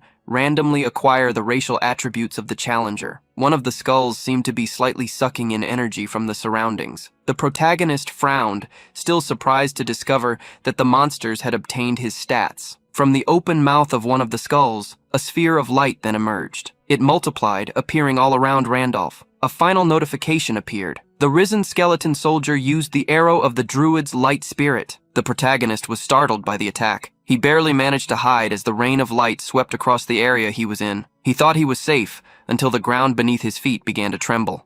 The portion of rocks where he was lifted by 2 gigantic skeletal hands.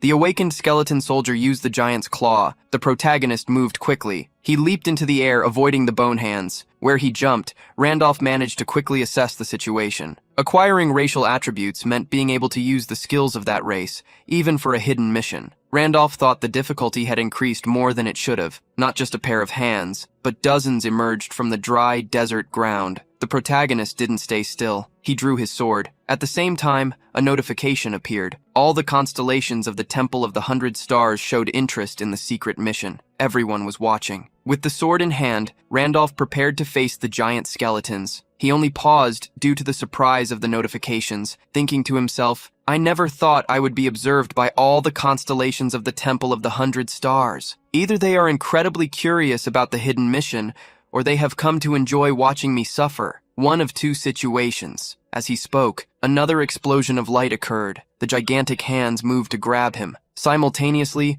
Randolph was engulfed by the light, where only the red glows of his eyes could be seen. However, he used the skill Star Piercer. The energy of the stars would circulate through his body for 76 seconds. With this power, he pointed the sword at the giant skulls. I wanted to have as much fun as possible since it's a monster I've never seen before, but I guess I will have to finish this quickly. If I prolong the fight too long, I don't know what kind of insults the constellations would throw at me. The skeleton with 3 skulls rose from the ground, revealing its entire body. As the bone hands it conjured tried to grasp Randolph, the vision of the constellations of the 100 Stars was watching him. The protagonist didn't want to make a terrible choice.